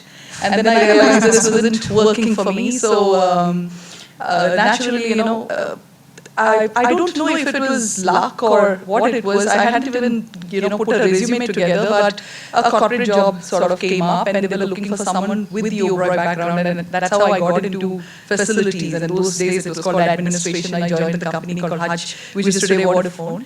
And then I moved from there about in a year or so into another company, and then I had my first child. I went on those days, it was just 3-month maternity leave, not the 6 months that are there today. But I went and I came back, and I realized I had a job, but I didn't have anything to do when I came back, and it was a terrible situation to be in, because you come, you turn up to work, you have a place to sit, but you have nothing to do. Because your role has been taken over by somebody in the time that you're away, and then there is no plan or mechanism to reintegrate you into the system.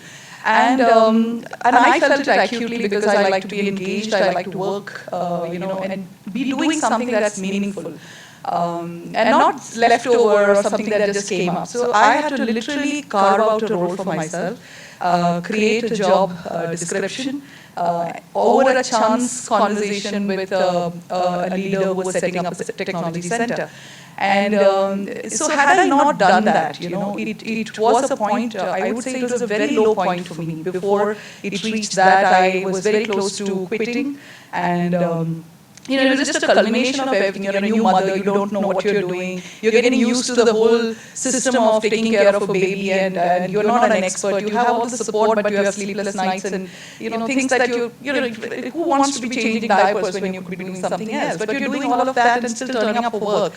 And at that point, somebody actually said, I don't like, to another friend of mine, that I don't like talking to Reshmi anymore because she's such a depressing person to talk to. So that was, a point. It was like flipping a switch for me. And I realized I'm sucking myself into this terrible place where the help has to come from me and nowhere else. And that's where I sort of picked up courage to go and talk to somebody and who I knew was setting up something new. And I said, can I help you? And this person said, how can you help me? I went back and I drew up a JD and went back and presented it to him and got the job in a month's time and moved into that. So, it was a point, and I really feel that the person who said this very hurtful statement was a very close friend of mine, pre-maternity, and when this sort of turnaround happened, that's when you realize, right, when you're at a low point, who's your real, ally or friend or whatever. Had that person not said that, probably I would have been wallowing in self-pity and, just kind of keep going down the rabbit hole. But so that was a great point for me, and from there, I think every time I feel I'm hitting a roadblock, I sort of try and do things differently or reinvent or do something different, even if that means I start from scratch. I've changed my roles a couple of times, as in I tried. Of course, hospitality to facilities was somewhat of a switch, and from there I moved into project management for a technology division, and from there I sort of came back into core facilities, and so now I'm where I am doing work. You are a torturer for women and to make them comfortable back in the workplace. I think you've absolutely taken it as a responsibility to do it. Absolutely, and I think that's the time a lot of us need that hand-holding, so you come back. So, thank you. Manjula, we want you to speak at what point, what was the turning point where you decided that you will, take it on from here? Yeah, there was a second thing that happened in my life in 2015 where for some reasons, like the partnership firm which I was working with, they deserted me. So I was literally on the roads. So that's the point when I thought that I would give up. I would quit this profession and no more going to come back into this. So at this juncture, it was one of our friends from this WiREnet network. I think I should be grateful to her. It's Sumati Bhatt, the architect, who just called me. She was the one who consoled me and said, "You are not going to give up." And she's the one who just helped me how to pick up an office space. Then she called up a contractor and asked them to just do the office space. And I mean, things came together like from nowhere. People offered me help from all different angles. People gave me some internet connections. Somebody got me a second-hand plotter, and everything fell into place. And that was one point which really changed my perception. That's the point that I made up, that I'm not going to quit and I'm going to take this as a challenge. And then again I started from scratch. So 6 of my engineers came together. Though they know that I didn't have a project in hand, they came out to help me out. And it was Mr. C.R. Narayan Rao who just offered me my first project when I restarted. So he had the belief in me. So that's where the turning point changed in my life. So now I've just made up that no more, I'm not going to quit. No. It takes a lot of courage to go through, so many things and then, just stand in the face of adversity and say that, yes, we're not going to quit and we are there to face this. It's commendable. At this point, most of us are there at a profession where we want to look at, we have reached a point and we have come to a point where we want to also give back. And that's where we feel that advocacy, pedagogy also plays a big role in the whole point of giving back. I want to ask Sapna, with her interest in academics and the position she's filled with herself, how do you look at the role of pedagogy and women and taking this whole role forward? See, I also came into teaching by chance, not wanting to do it as the first choice. Just that chapter 1, chapter 2 happened to me also. And when I was a new mother, I had to take a break. But I chose to upgrade myself in terms of my qualification. I went in for an MBA. And after that I realized teaching is something that I can do. I mean, it is enjoyable. And that's when I went into teaching. Initially, I was in Bangalore, and the next thing happened when I had to move to a smaller city. And normally people come to larger towns for better opportunities. But for me, going to Mysore worked. Mysore was a turning point for me as well. So when I moved to Mysore, there were fewer people who were qualified, and it was a new town with a couple of new colleges coming up. And with a small background in teaching, when I applied, I got in there, and each time when I was at a block, I always chose to upgrade myself with a formal qualification. So if you see my qualification, you will see a break: 1997 BAc, 2003 MBA, and 2011 MAc. So that's a message to all women. We need to keep upgrading ourselves at every time. And today, with online and NPTEL and so many things, not in terms of formal qualification, but there's so many things around, you know. It could be NPTEL, it could be some other courses, Coursera. So everything that is new, instead of just doing it as a hobby, if people can take up a formal thing, somewhere, sometime, it does help. It does help. So upskilling yourself in terms of training, all that, and trying to get some sort of a formal education or a degree for that also helps a lot in this formal system of getting a job. So that is what has worked for me. And I keep telling my students, especially because I have some from smaller towns, Tier 2, Tier 3, I said, get your experience and go back to your hometowns, because that's what India needs today, you know, professionals at growing towns, growing places. That's where we need quality design, quality architecture. People need to know. And it becomes more meaningful if you start at grassroots level. Definitely. Yeah. That's a great message. Kavita, you have taken Triple ID to a next level. I wanted to talk a little bit more about how you see this journey going ahead, and how do you feel that taking advocacy and Triple ID as a profession is important, and how would you see your vision ahead? So Triple ID was an opportunity that luckily I saw. So there is so much to be said for keeping your eyes open as well. And when I got that opportunity to work on another small project of Triple ID, where we were actually, as part of Design Yatra, like I said, there was a panel discussion organized on MG Road, and there was, everybody discussing city matters, city issues, and somebody said that, in New York, it's mandatory that 1% of your time is devoted to community projects. Every architectural firm, every design firm. And I was like, we were just sitting there listening to it, and we said, if they can do it, let's give 5% of our time. And that was just an idea. And it so happened during that time, we met up with an NGO who was trying to kind of revamp this government school.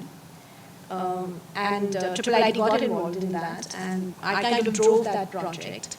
And that's how Code Studio was born. And Code Studio is something that I could have never done alone as a solo practitioner. And it's basically, Code Studio is a community design studio where we take up community projects, and we do design for free. So whatever we do, design, consultation, site visits, we take up the projects, and we execute it by supervising it and giving the design. And I was fortunate again to do a school which was in Murphytown, and it was a 1913 building, beautiful colonial building built by the British as an elementary school, and we restored it entirely. And it became like, what do I say, it was like a huge feather in our cap. So that made me want to, first of all, I fell in love with history all over again, because the way it's taught to us in schools, I used to hate mugging up those dates. But here I was, participating Living history. living history. So it was just beautiful. And the second thing it did to me was that I said, why not have a system in place where we can repeat this? So through Code Studio, every project we collaborate with another architect, which is a great way of engaging architects throughout the fraternity. Absolutely. So, and of course, it's a way of giving back. So, and at this age, I think we are all ready for that. Absolutely. So I think that is one way of taking it beyond, and the other, like what you said about design, Nuru, it's just about creating design awareness. And I think the future is collaboration. Yes. And that is the reason that we want to offer a platform, and we want to say, look, we are doing this festival 7 days in December, 15 to 22nd, and all, like this time we're scaling it up by inviting other associations and design institutes like IUDI, IIA, ASSOCHAM, and WiREnet, for instance. We're like, guys, use this platform. We all have the same concerns about our city, so why not, get together and do it? That's going to bring in a big lot of momentum. That is definitely going to have a bigger impact than doing it isolated. So, Kavita, while you are here, there's a high level of entropy you see in the system and the profession, right? So, as a very quick thing, like, could you tell us a couple of 2 or 3 qualities in you which has helped you as a professional? So one is, there's no substitute for hard work. Okay. And second, be persistent. Don't give up easily. That is something that I think all the ladies here will vouch for. Go for it. And the third thing is believe in yourself. I think somehow, as women, we are so used to getting unwanted advice from everybody that you start second-guessing yourself. And I don't know if it's just women or men also, but I can only speak for myself. So I would say that just believe in yourself, go with your gut, and go for it. Be bold. Manjula, what would you say? What were the qualities which you now stand for? Be compassionate. So that's very important, and reach out to everybody, be it at the site root level or the highest point in the organization. So be available to them all the time. And see, I'm known as a problem solver. So don't hesitate to solve any kind of problem that arises in your work, related to maybe because of your fault or somebody else's fault. That can be debated later, but try to find a solution first. Yeah. That's very, very important. Sapna, what would you say? I think empathy, that is very important. Put yourself in the other person's shoes. Then you'll be able to handle things better. And never say that. That is it. Okay. Yeah. Rashmi. So I think I kind of echo everything that all of you have said. Wouldn't have it any other way. Empathy, compassion goes hand in hand, and of course never giving up and not listening to everything that you hear as something that I've also kind of imbibed. But more than anything else, for me, what has worked is resilience, and ability to work within ambiguity. And I think a lot of work that we've done, especially in the last couple of years, has been just so chaotic. We just didn't know when we wake up what new strain is hitting us, and even today that continues, right?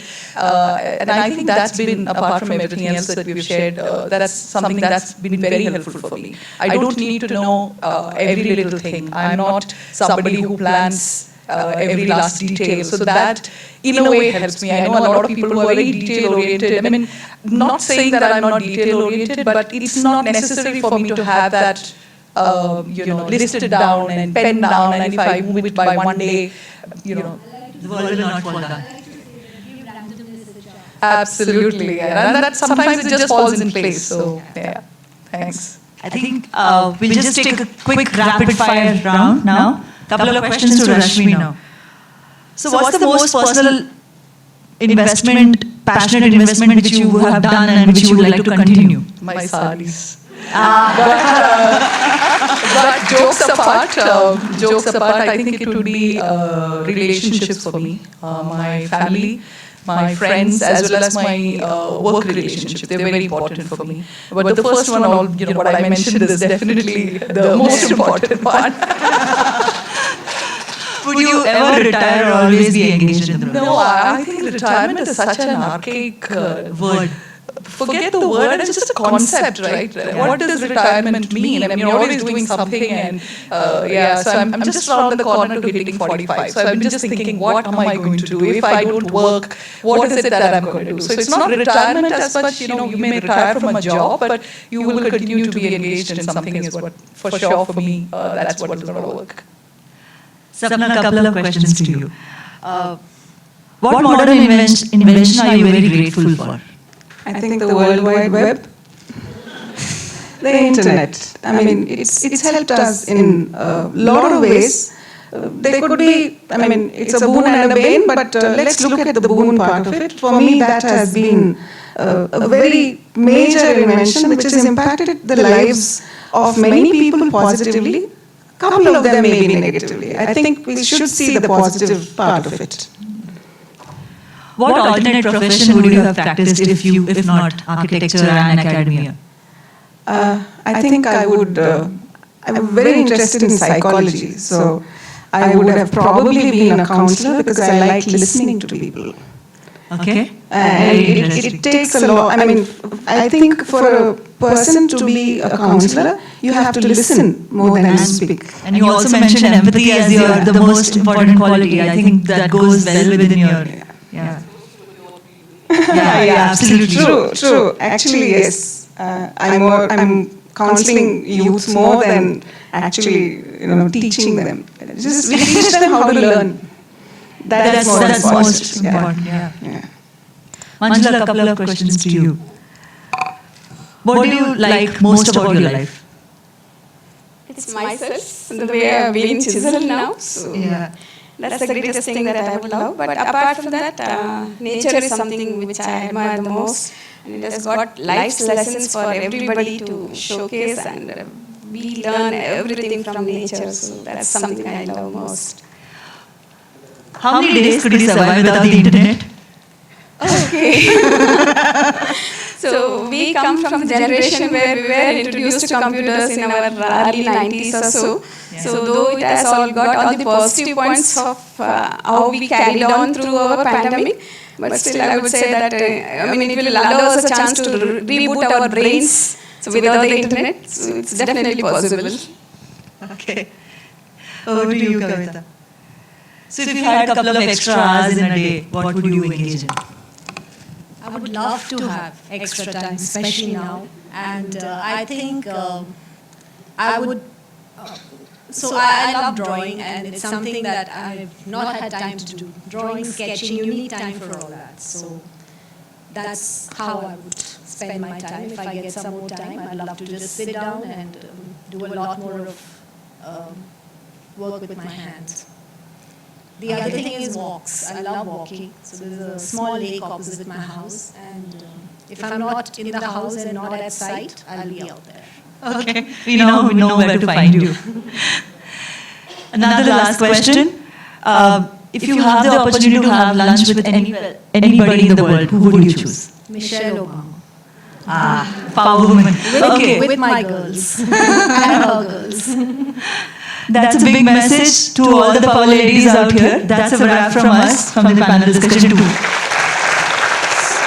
We want to have a group snap with them.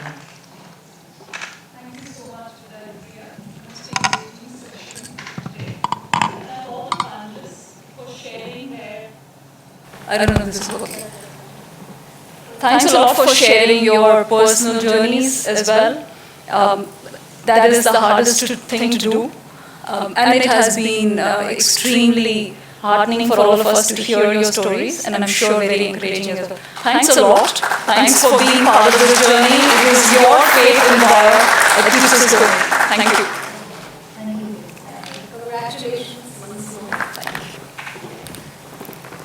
I now request Ms. Malavika Haritha to please take the stage and share a few words of wisdom and experience with us. Malavika, ma'am as I call her, is passionate about the power of communication, storytelling, and digital marketing. Teaching, mentoring startups, and empowering women is what drives her. Malavika founded Brand Circle in 2018, a consulting firm working in these areas. She is also a resident mentor at NSR Cell of IIMB. In her earlier avatar, she founded and ran Saatchi & Saatchi Focus in India for about 25 years. She has 36 years of experience in brand consulting, strategic planning, communication, entrepreneurship, and training after an MBA from IIM Bangalore.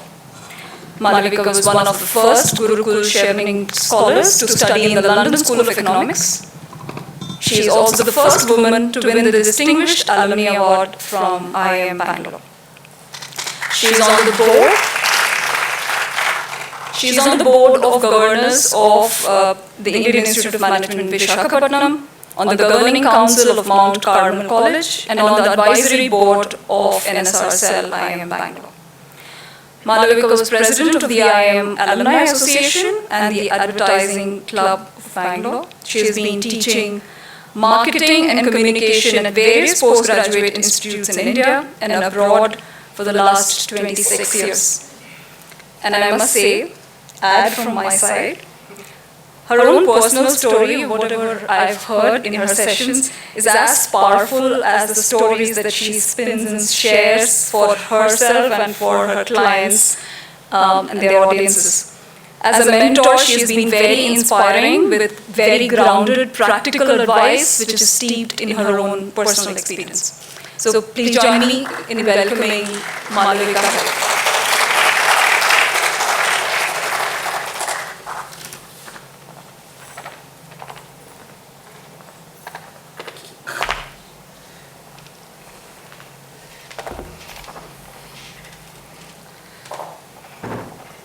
Thank you, Shobha. And good evening, everybody. Long time since I've spoken to a live audience, as Surajbani said. I'm so used to seeing screens on my computer, which is what I've been doing for the last 2 years. So I'm actually a little nervous. And Zoom allows you, people to see only the top of you. So my paunch has grown. And so I said, what the hell, I got myself a longer dupatta. So the paunch is now covered, and here I am. Thanks to WiREnet and Shobha for inviting me today to speak to all of you.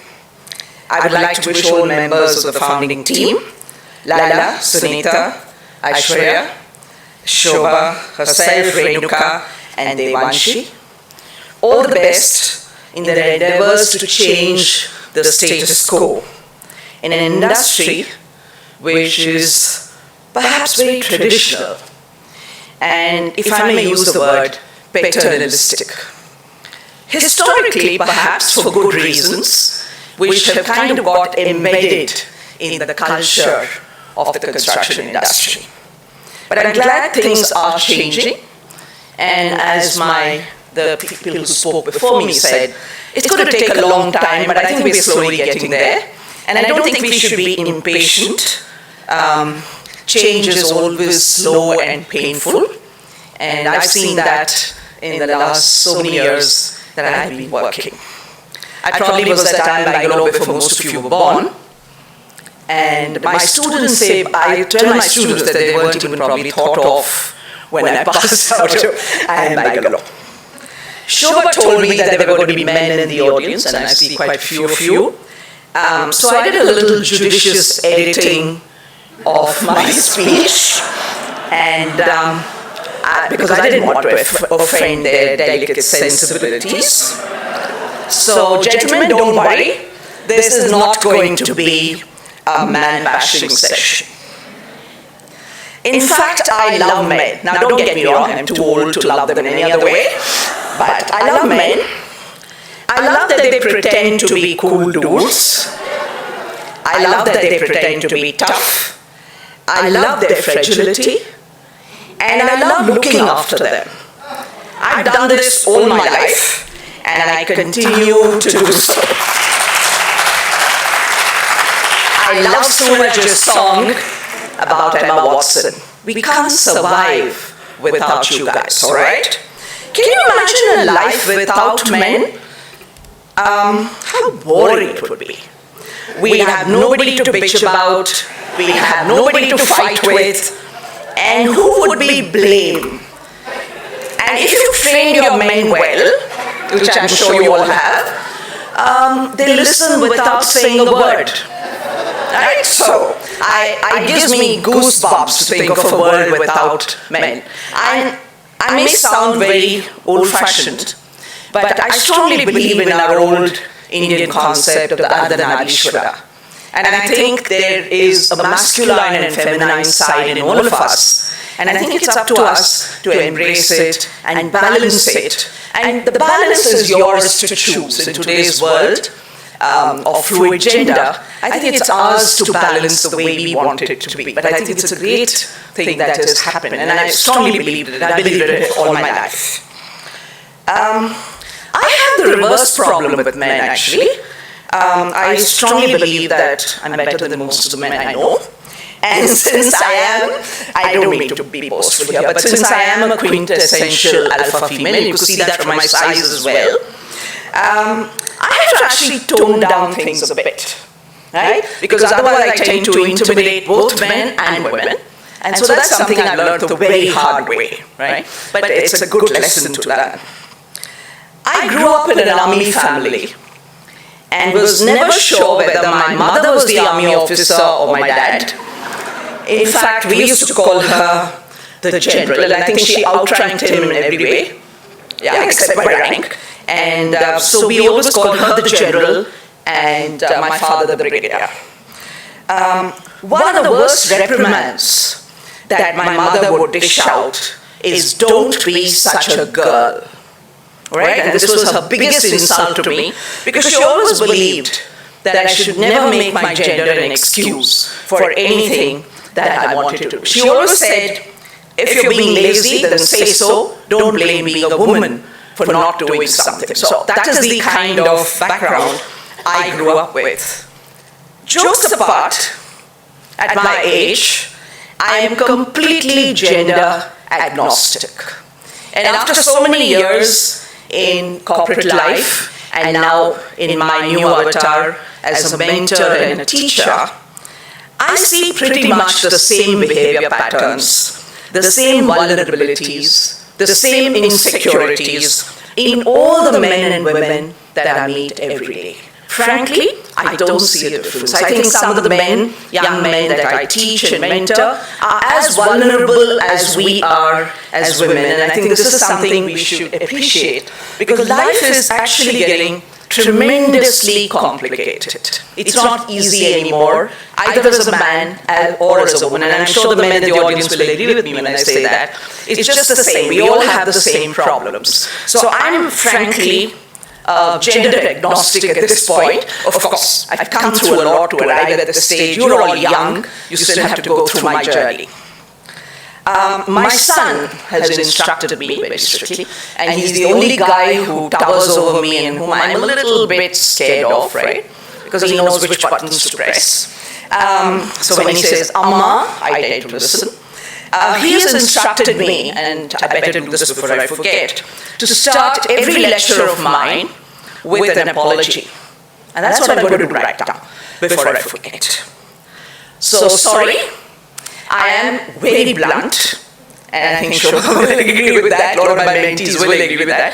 I'm very blunt, I'm very outspoken, and I'm politically very incorrect. I have very strong views on most things, and I also follow those views myself. They're my personal beliefs. The only thing I've learned at 63 to do is to keep my mouth shut occasionally. So I don't offer my opinions as I used to when I was your age. You know, I was one of those activist types. I don't do that anymore. I only ask, I only speak when I'm asked to, like at this session. So forgive me for that. I come from a very different generation where you were encouraged to have an opinion, healthy debate and argument. And we still remain friends in spite of all the deep arguments that we had with other people. I miss that a lot because I believe strongly that healthy debate and argument is a part of any learning process. It makes me very upset today that people are getting so hypersensitive and you're not permitted to have a different opinion, agree to disagree, and still remain friends. And I find that actually, I find that a tragedy, really. Anyway, that's me. So don't take anything I say today amiss. As we say in Karnataka, I am like that only. When I was talking to Shubha what to say today, I thought about changing the narrative, and I initially started with saying, ladies, let's change the narrative today. And then, of course, with due deference to all the gentlemen, I decided to change that. And I said, why do I think our narrative needs to be changed? And what are the 13 things you can do to change it? I'm a very practical person, so I believe in listicles. And I think it makes sense if I don't just give you gyan, but I inspire you like Insta Maggi noodles, because inspiration nowadays goes away in 2 minutes. But I thought I'd tell you, explain to you some stuff that you can actually do to ensure that you can change the narrative. Why 13? Because I said, let's change the narrative about that being an unlucky number. Right? So here goes. I want to start by trying to understand why we follow someone else's narrative and not write our own, even though we are clearly unhappy and uncomfortable following this someone else's narrative, whoever that someone else is. So when I was thinking about it yesterday, in no particular order, I'm going to be politically incorrect here again. Are we following someone else's narrative because we are brainwashed? Are we doing that because we are plain lazy? Do we really care? Are we frightened of what they will say? And I will come to this in a minute, a very important part of my narrative. Are we scared to rock the boat of status quo? And is it easier to take a traditional path, especially if we have a convenient whipping boy, aka boss, mother, or men in general? Okay? Are we scared of failure? Is it real or perceived family pressure that makes us follow the beaten path? And do we like being a victim? Some of us do enjoy that, right? And as I was thinking, my experience tells me, and I've gone through all of this, okay? So I'm not, these are not some things that have come out of the blue. My experience tells me that our hesitation in writing our own narrative, and this is man or woman, is a bit of everything that I mentioned before. But primarily, it is us. It is because of our fears, our insecurities, our inertia, our perceptions about what other people will think, and also overthinking the consequences of any action that we take. I call it paralysis through analysis. And after 36 years in corporate life, I can say it abounds there. We paralyze every decision by analyzing it to death. And I liked what you said. Let us enjoy the uncertainty. Let us just do things because our gut says we should. And a lot of times we don't do that because we suppress our gut instinct. I promised you 13 things you could do to change status quo, right? I had many more, but I've cut it down in interest of time. And while I may use female examples because I'm a woman, my recommendations are actually gender agnostic and for anyone in this audience. The first thing is, you need to understand why you want to change things. Are you trying to change things because you really want to? Like some of the esteemed panelists spoke about, are you really trying to change it because you want to? Or are you doing it because everyone else thinks you should? And I find that a lot of people sort of preach change or talk about change because it's a good box to be ticked. And this is somewhat like this whole thing about inclusion, diversity, and gender equality. It's a box to be ticked. It's good to do. It's a nice thing to talk about on the cocktail circuit. Do we really mean it? I'm not so sure. So to do this, to understand this, you really need to know yourself. And being a management person, and you may want to look this up, there are 3 frameworks that I strongly recommend all of you do. One is SWOT, which is our famous strengths, weaknesses, opportunities, and threats, and this is for you personally.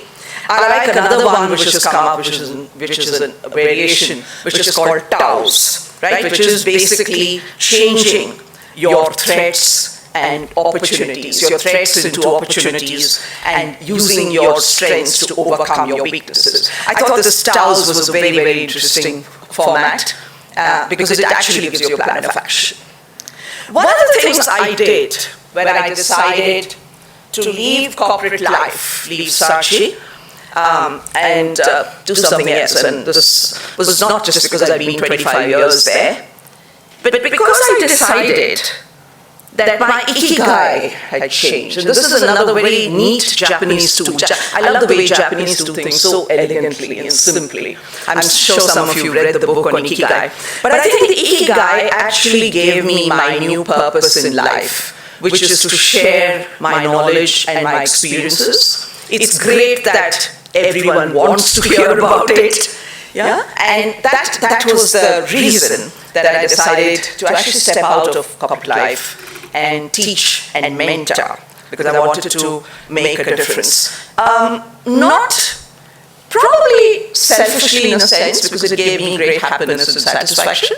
And also thanks to my corporate career, I wasn't doing any of this for the money. It was just in a way to give back. But I get much more, believe me, from my teaching and mentoring than I give to my students. Someone mentioned this in one of the earlier sessions, which says, believe in yourself. We're not helpless, nobody is, especially women. We're definitely not helpless. And I don't want any of you to make your sex or circumstances an excuse for not doing something. I loved what the earlier panelists said, which was saying, find solutions, not more problems. And this is what we tend to do when we don't want to do something, right? So your motto should be nothing is impossible, which is something I use at Saatchi a lot, and not nothing is possible, which our typical government bureaucrat uses. Or you use if you don't want to do something. I've used this many times, so I say it with confidence. Build your own identity, right? That is independent of gender, marital status, your father, your husband, your brother, your son, your wife, or your mother. You need an independent entity for yourself. And I think we're not trained to do this. We always follow someone else. For example, I'm just wondering why in all my identity documents, I'm seen as the daughter of someone so-and-so. I mean, not that I didn't like my father, I loved him. But I'm wondering why I'm the daughter of some so-and-so. I'm me, right? And that is what I think a lot of our parents and you as parents should inculcate in your child, that you are what you are, don't be apologetic about it, right? And this is very, very important for all of us. I've been trying to find they, right? This started when I was 19. My father passed away in an accident the day I finished my degree. And I had this old aunt who said, why aren't you doing all the death rituals? I don't believe in them, so we never did them, nor did my mom. And she said, they are not going to like it. And they, being my father's spirit, is going to hover around us for the rest of our lives. And I remember telling her, Auntie, It's fine because he loved us, right? So I'd love to have him around for a few more years. She never spoke to me again. But ever since then, I have been trying to search for this mythical they. And I've come to a firm conclusion that they don't exist. I think it's a very smart Indian parental technique. I used it once or twice on my son when my son realized what I was doing. But it's a very smart Indian parental technique to keep your kids in line without getting unpopular with them. So instead of telling him, you idiot, do what I'm telling you to do, you say, what will they say? Right? And I think it's a very smart thing. We Indians are pretty smart, right? We know how to do stuff without soiling our hands. For those of you who work, and this is really true for a lot of women, I don't want you to feel guilty. You can do what you can do at work and at home.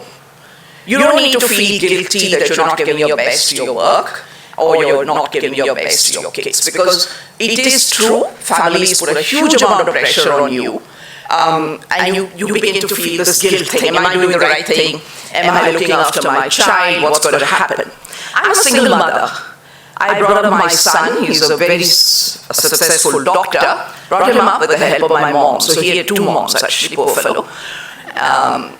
But I never felt guilt because I realized that if I didn't earn, the boy would have nothing to eat, right? So I never felt guilty about that. But at the same time, I was there for all the important milestones in his life. Though I used to travel a lot. I had a lovely mother who I think was a much better mother to him than I could have ever been. I'm not maternal, as you can see by nature, but I think she was a great mother.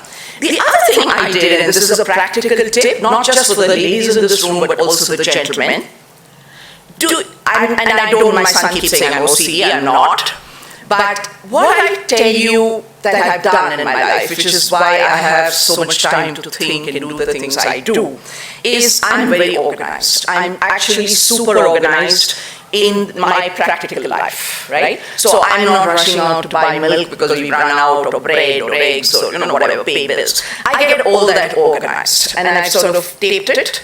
I spend a couple of hours a week setting menus, everything. I get everything organized. So then I have the rest of the time to actually be a better me. And everything runs like clockwork. I also have a wonderful staff. So weekly shopping, Saturday is the day. Maintenance, personal repairs and maintenance once a month. I go and hang about the beauty parlor and figure out which color I'm going to paint my nails and do girlish things like that, which I really enjoy. Also challenge my hairdresser on Candy Crush. She's always better at it than me. Right? So very bad, makes me feel really inferior. But I have great fun. I enjoy that part.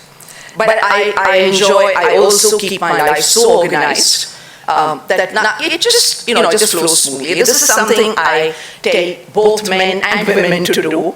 Organize the mechanics of life so that they don't overwhelm you, because they have a tendency to do that. So however much we use online apps, it still has a tendency to overwhelm you. Get that out of the way, and then you have all the time to think and be a greater person.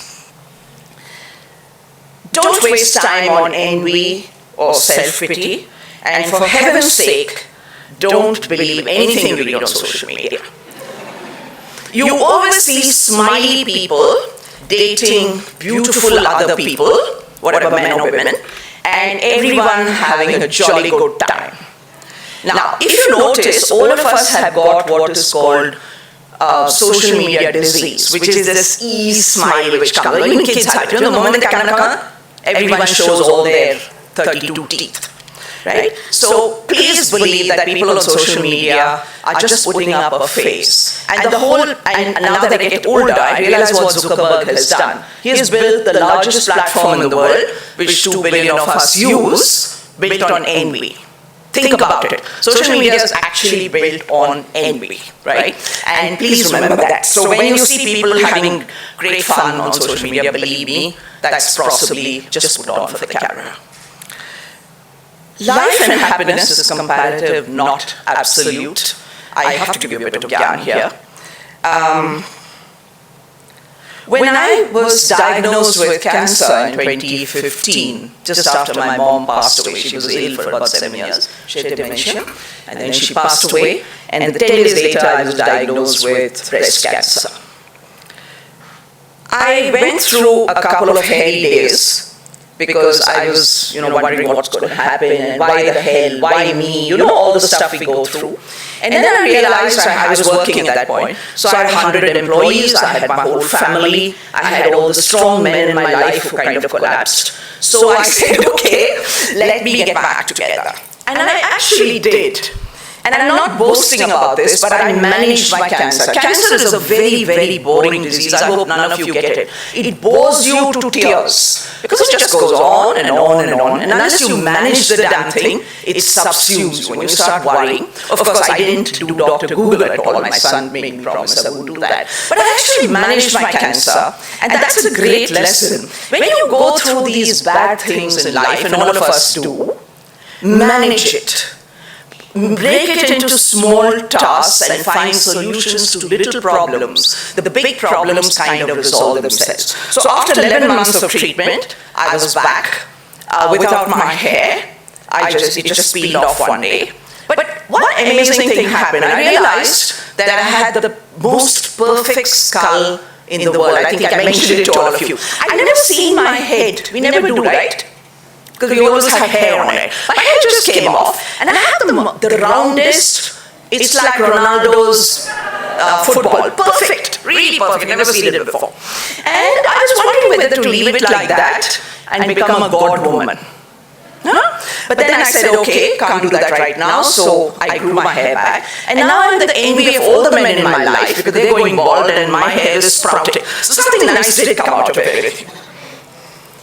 So life is comparative, and when I go through a piece of self-pity, which I do occasionally, my son tells me, please, Amma, be very, very grateful that all you had was a lump in your breast and you don't have a colostomy bag attached to you. So I think to myself, yes, it's true, and I could afford the treatment as well, which made all the difference.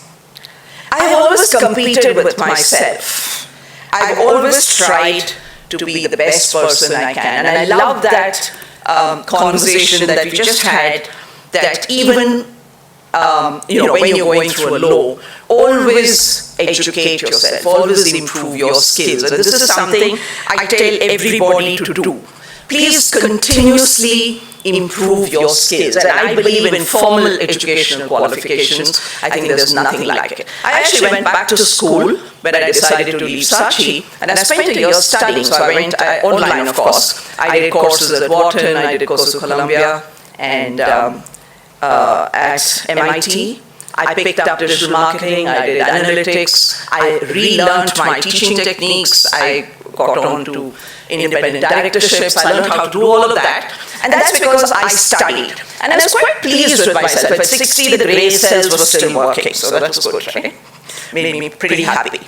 I have learned more from failing than winning. So my seventh piece of advice to you is to embrace failure.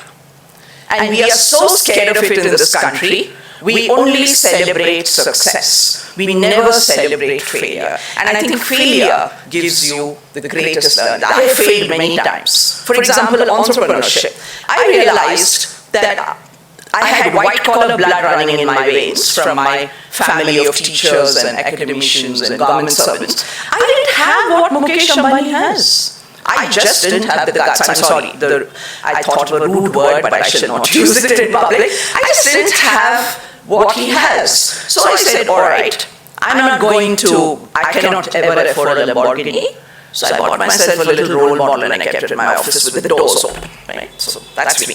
So I think you should fail.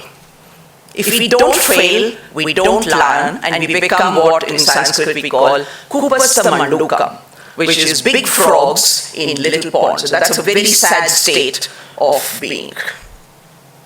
Knowledge is power. You may ask how I have always been in a male-dominated industry. In our days, the ratios were, in IIM, I think I was 1 to 100, which was interesting because I had 103, I think, 103 potential boyfriends, which was great fun. Everyone made a lot of me. But I realized that if I was going to get anywhere, I needed to know more than everybody else in the room.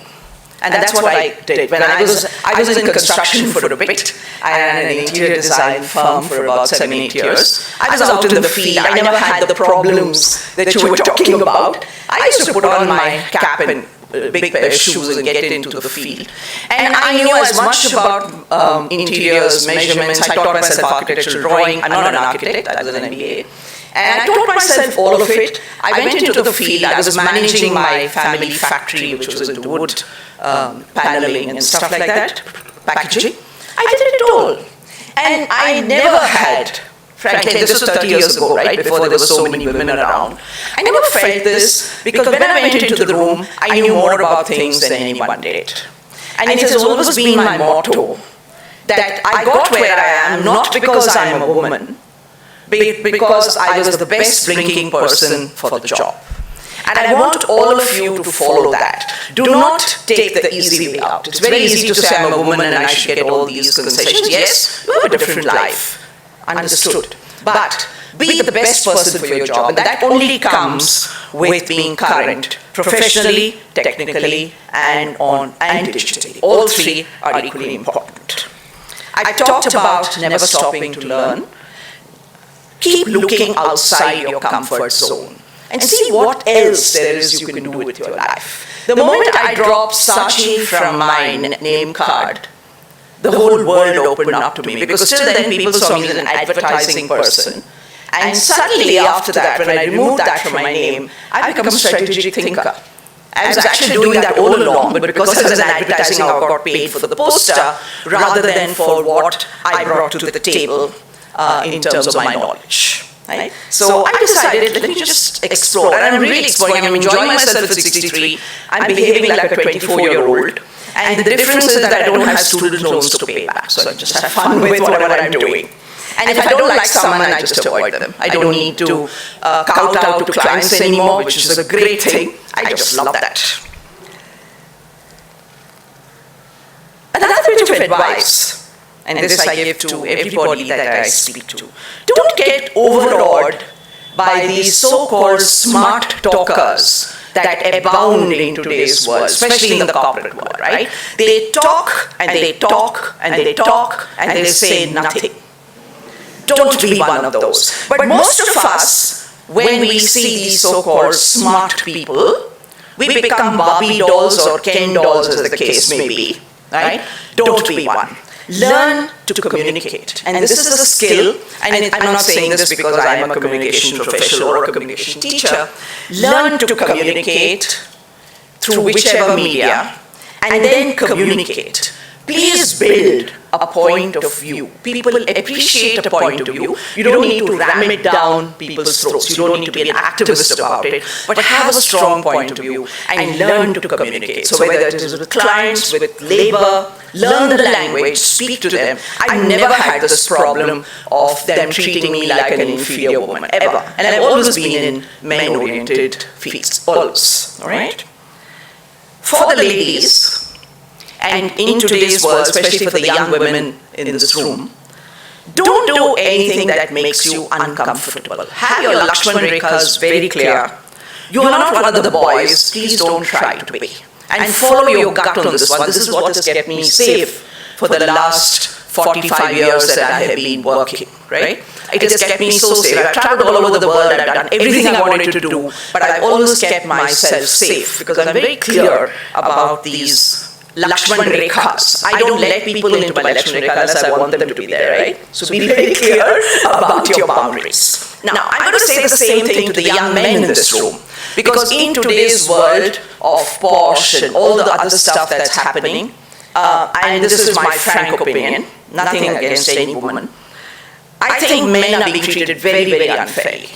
And I think all the laws, being the mother of a son myself, I think all the laws are weighted against the men. Whatever the historical reasons, I'm not getting into that, but I'm saying in the current scenario, and I had this talk with my son, which was very strange, you know. I didn't do the birds and the bees, but I talked to him about Lakshman Rekhas. And I think this is something all of us need to be very conscious about, because there's some very, very ugly things happening out there.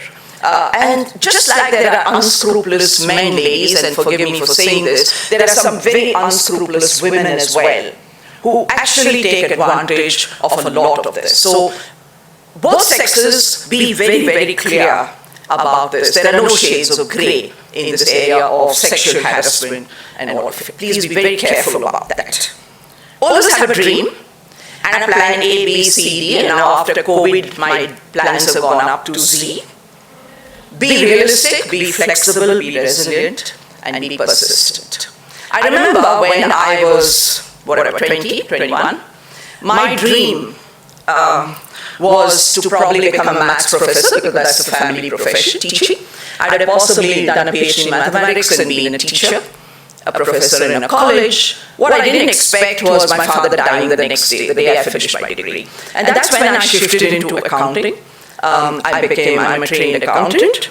And I realized that I had to run the family business because we had to eat. And army officers' pensions, peanuts, right? So we had to eat, and I had my younger brother to support, and my mom, who was a dancer and artist. So I realized that my plan B was to actually learn more about business, and then I got interested in it, and I joined IIM.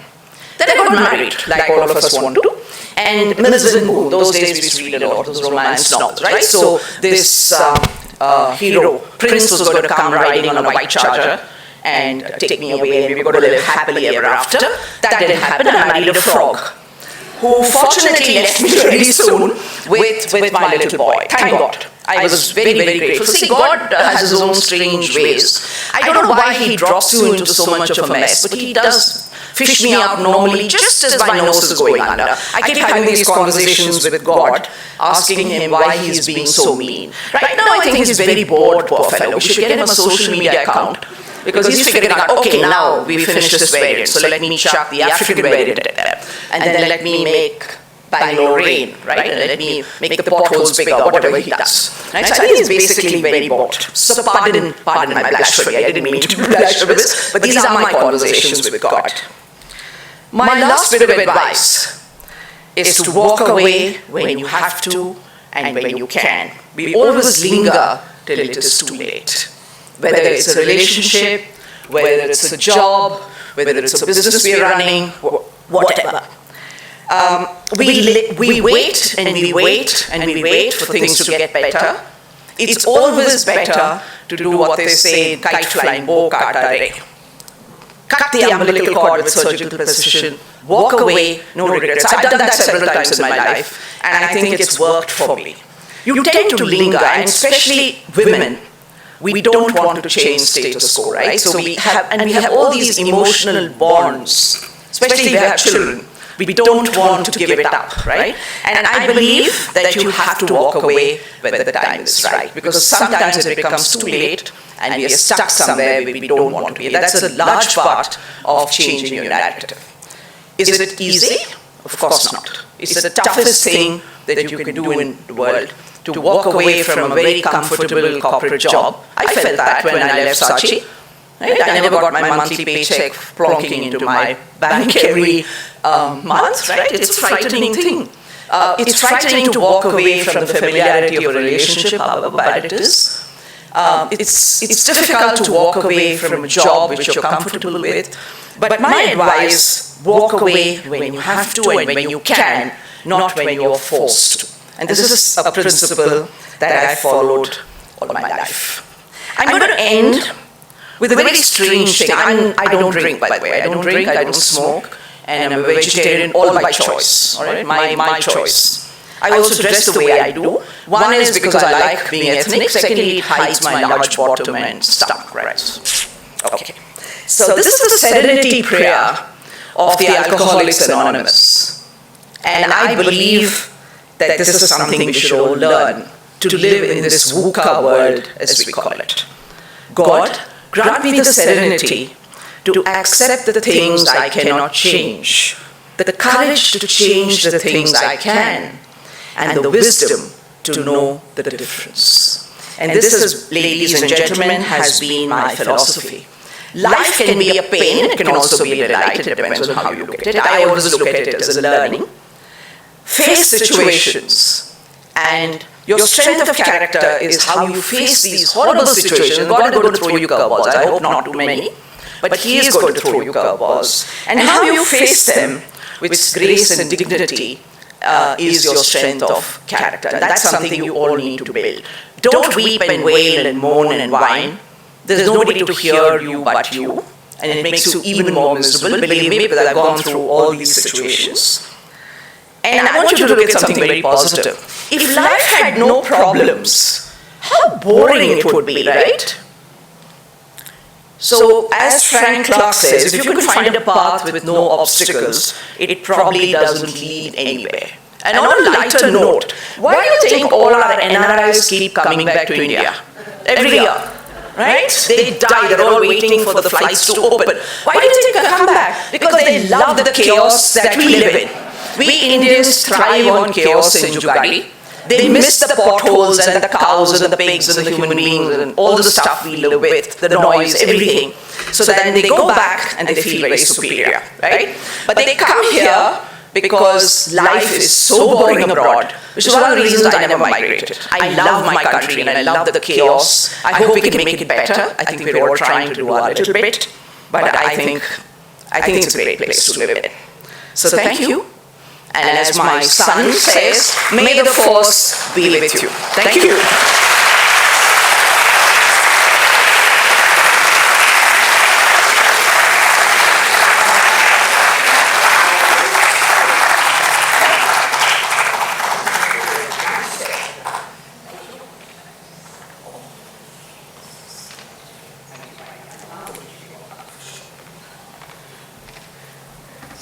Thank you, Malika. That was just brilliant, and what?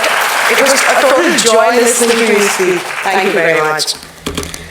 We now come to the end of this wonderful evening. I'd request Leila to please close this successful evening with a vote of thanks.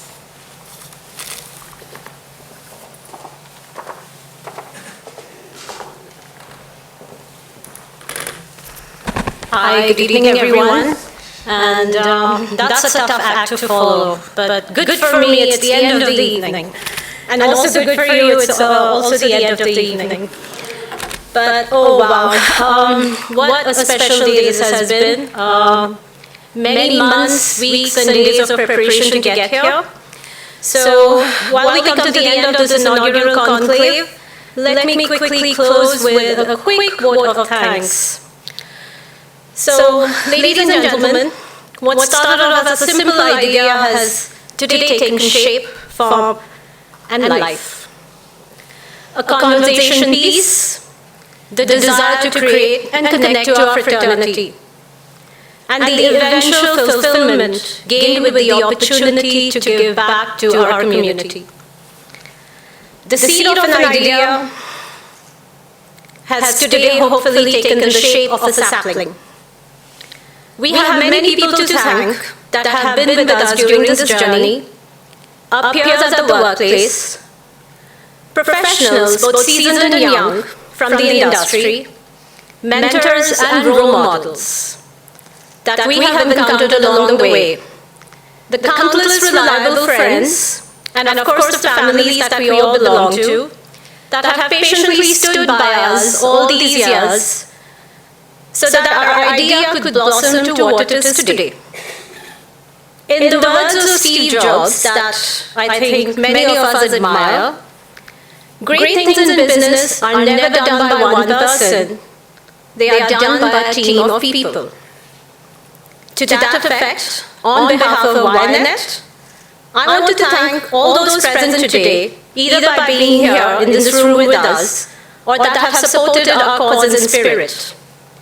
You will help nurture this community further to create a platform for all women in real estate, that one day we will grow into a tree under whose shade we aim to encourage, support, and enhance the immense talent that exists within us. Our immense appreciation and gratitude extends to everyone who has believed us during this journey, and we will continue to rely on that patronage and support. A big hearty thanks to our esteemed moderators, panelists, and speakers. And oh my God, I can't think of a single moment or quote that I am not overwhelmed myself. And I'm sure that many of you are going to walk away with some great memories for a very long time. A big shout out to our volunteers who are perhaps scattered in this auditorium and across this center, who have put up their hands for this wonderful event. Suraj Mani for his generous gesture to keep us entertained at the icebreaker event. He also has a great sense of humor, doesn't he? And of course, his generosity will continue again later this evening as we continue to network at the terrace, where he'll be playing some of his compositions for us. Our sincerest gratitude to AMI, wherever you are, AMI, for creating our brand guidelines.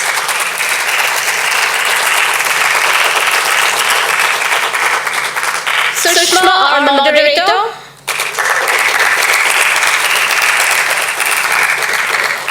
Sapna, our event coordinator. And Kiran, our hatchet man. So wherever you are, Kiran, a big shout out to you too. This toast would not be complete without mentioning their support. Superheroes, as we call them, who pitched in to stitch this event together. Though behind the scenes they gave their time and efforts to WiREnet world selflessly, and today would just not have been possible without them. I would also like to thank our members from the corporate real estate fraternity and our sponsor, Divya Shri, for their support, which has gone a long way in making this happen.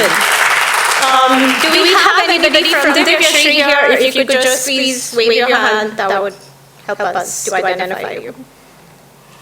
All right. And last but not the least, a big thank you to all the current and the future WiREnet members. This is all for you.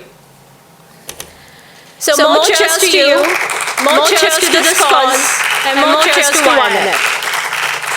So once again, I'm going to invite all the founding members of this team to join me on stage. One last minute so we can take a bow and thank you for all the support that you have extended to us today and will continue to provide us with in the days ahead. Thank you all.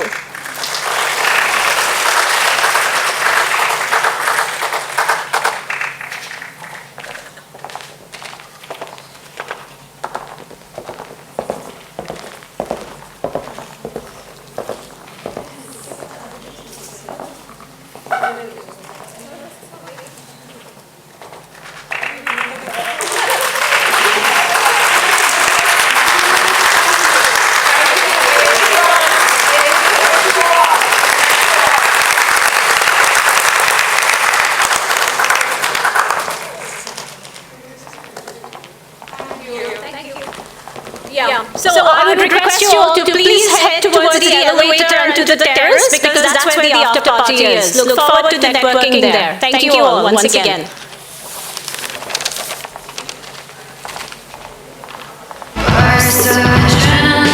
You can access the elevator as you exit either from the ground floor or the first floor. Please go to your right.